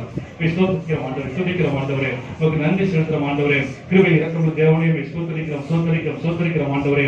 இயேசு நல்ல தகப்பனே, நமக்கானவருக்கு நன்றி செலுத்துறோம். இந்த ஆவின் அரவணைப்பு மட்டுமாக உங்களுடைய கரமுடைய கிருபை, உங்களுடைய பாதுகாப்பு கூட தேவனை நன்றி செலுத்துறோம். இந்நாளுக்கு தேவனை தேவனுடைய வார்த்தை இடப்பட்டியிலே உங்களுடைய ஸ்தோத்திரம் செலுத்துறோம் ஆண்டவரே. இந்த பூமியில் உள்ள காரணம் தொடங்கி சுதந்திரத்திற்கு தேவனே மோசை தகுதியாக போனாங்க வேதத்தில் வாசிக்கிறோம் ஆண்டவரே. 40 வருஷம் அவ்வளவு பாடல் அனுபவித்தாலும் கர்த்தாவின் தியானமாக தேவனே அந்த ஊழியத்தை செய்தாலும் அவரோட பேசிக்க முடியவில்லை என்று கர்த்தாவை பார்த்தோம் ஆண்டவரே. அந்த காரணம் ஆனது அவருடைய கோபம் எரிச்சலாம் சொல்லி பார்த்தோம் ஆண்டவரே. கர்த்தாவே இந்த பூமியில் உள்ள இட சுதந்திரத்திற்கு அவ்வளவு தகுதி பார்த்திருக்கீங்க. கர்த்தாவே சுதந்திர பலவத்தை வாக்குப்படுத்தீங்க ஆண்டவர். நாட்டிலே அந்த பலவ சுதந்திரத்தை எவ்வளவு தகுதி வேண்டும் என்பதை சிந்தித்து பார்க்க முடியாத தியானம் போட்டு நல்ல தகுந்த நன்றி செலுத்துவோம். கேட்ட வார்த்தைகளில் ஜீவித்து தேவனே இன்னும் நம்ம விட வேண்டியதை தேவனே முகண்டு வசமா ஜீவித்து சாட்சியை வாழ்ந்து ஒரு பிரிவாக வாழ்ந்து அந்த நித்திய சோதனைகளுடைய பிள்ளைகளாக ஓரின் மாற்றுவீராக. எங்கள் மாசம் பாவமானது ஆண்டவரே, இரத்த பாவம் இருந்து ஆண்டவரே. ஆனால் எல்லாவற்றும் அழிக்கப்பட்ட தேவனுக்கு வசமா ஜீவிக்க கர்த்தாவே வசத்தை அபிஷேகம் பண்ணி தேவனே. கர்த்தாவை அறிவு வளர கர்த்தாவே தாழ்வை கற்றுக்கொண்டு தேவனே ஐக்கிய சபைகளை ஐக்கியத்தை நினைத்திருக்க கர்த்தாவை தலைமைக்கு நடக்கிற ஒவ்வொருக்கும் உதவி செய்வீராக. வாழ்ந்து அந்த நித்திய சோதனையை உதவி செய்வீராக. நன்றி செலுத்துகிறேன். பசங்க ஒவ்வொருத்தையும் கற்றுக் கொடுத்து இந்த வாவியர்கள் தொடர்ந்து நடத்துங்க. தொடர்ந்து பாதுகாப்பு கொடுத்து செய்ய இயேசு கிறிஸ்துவின் நாமத்தில் ஆமென்.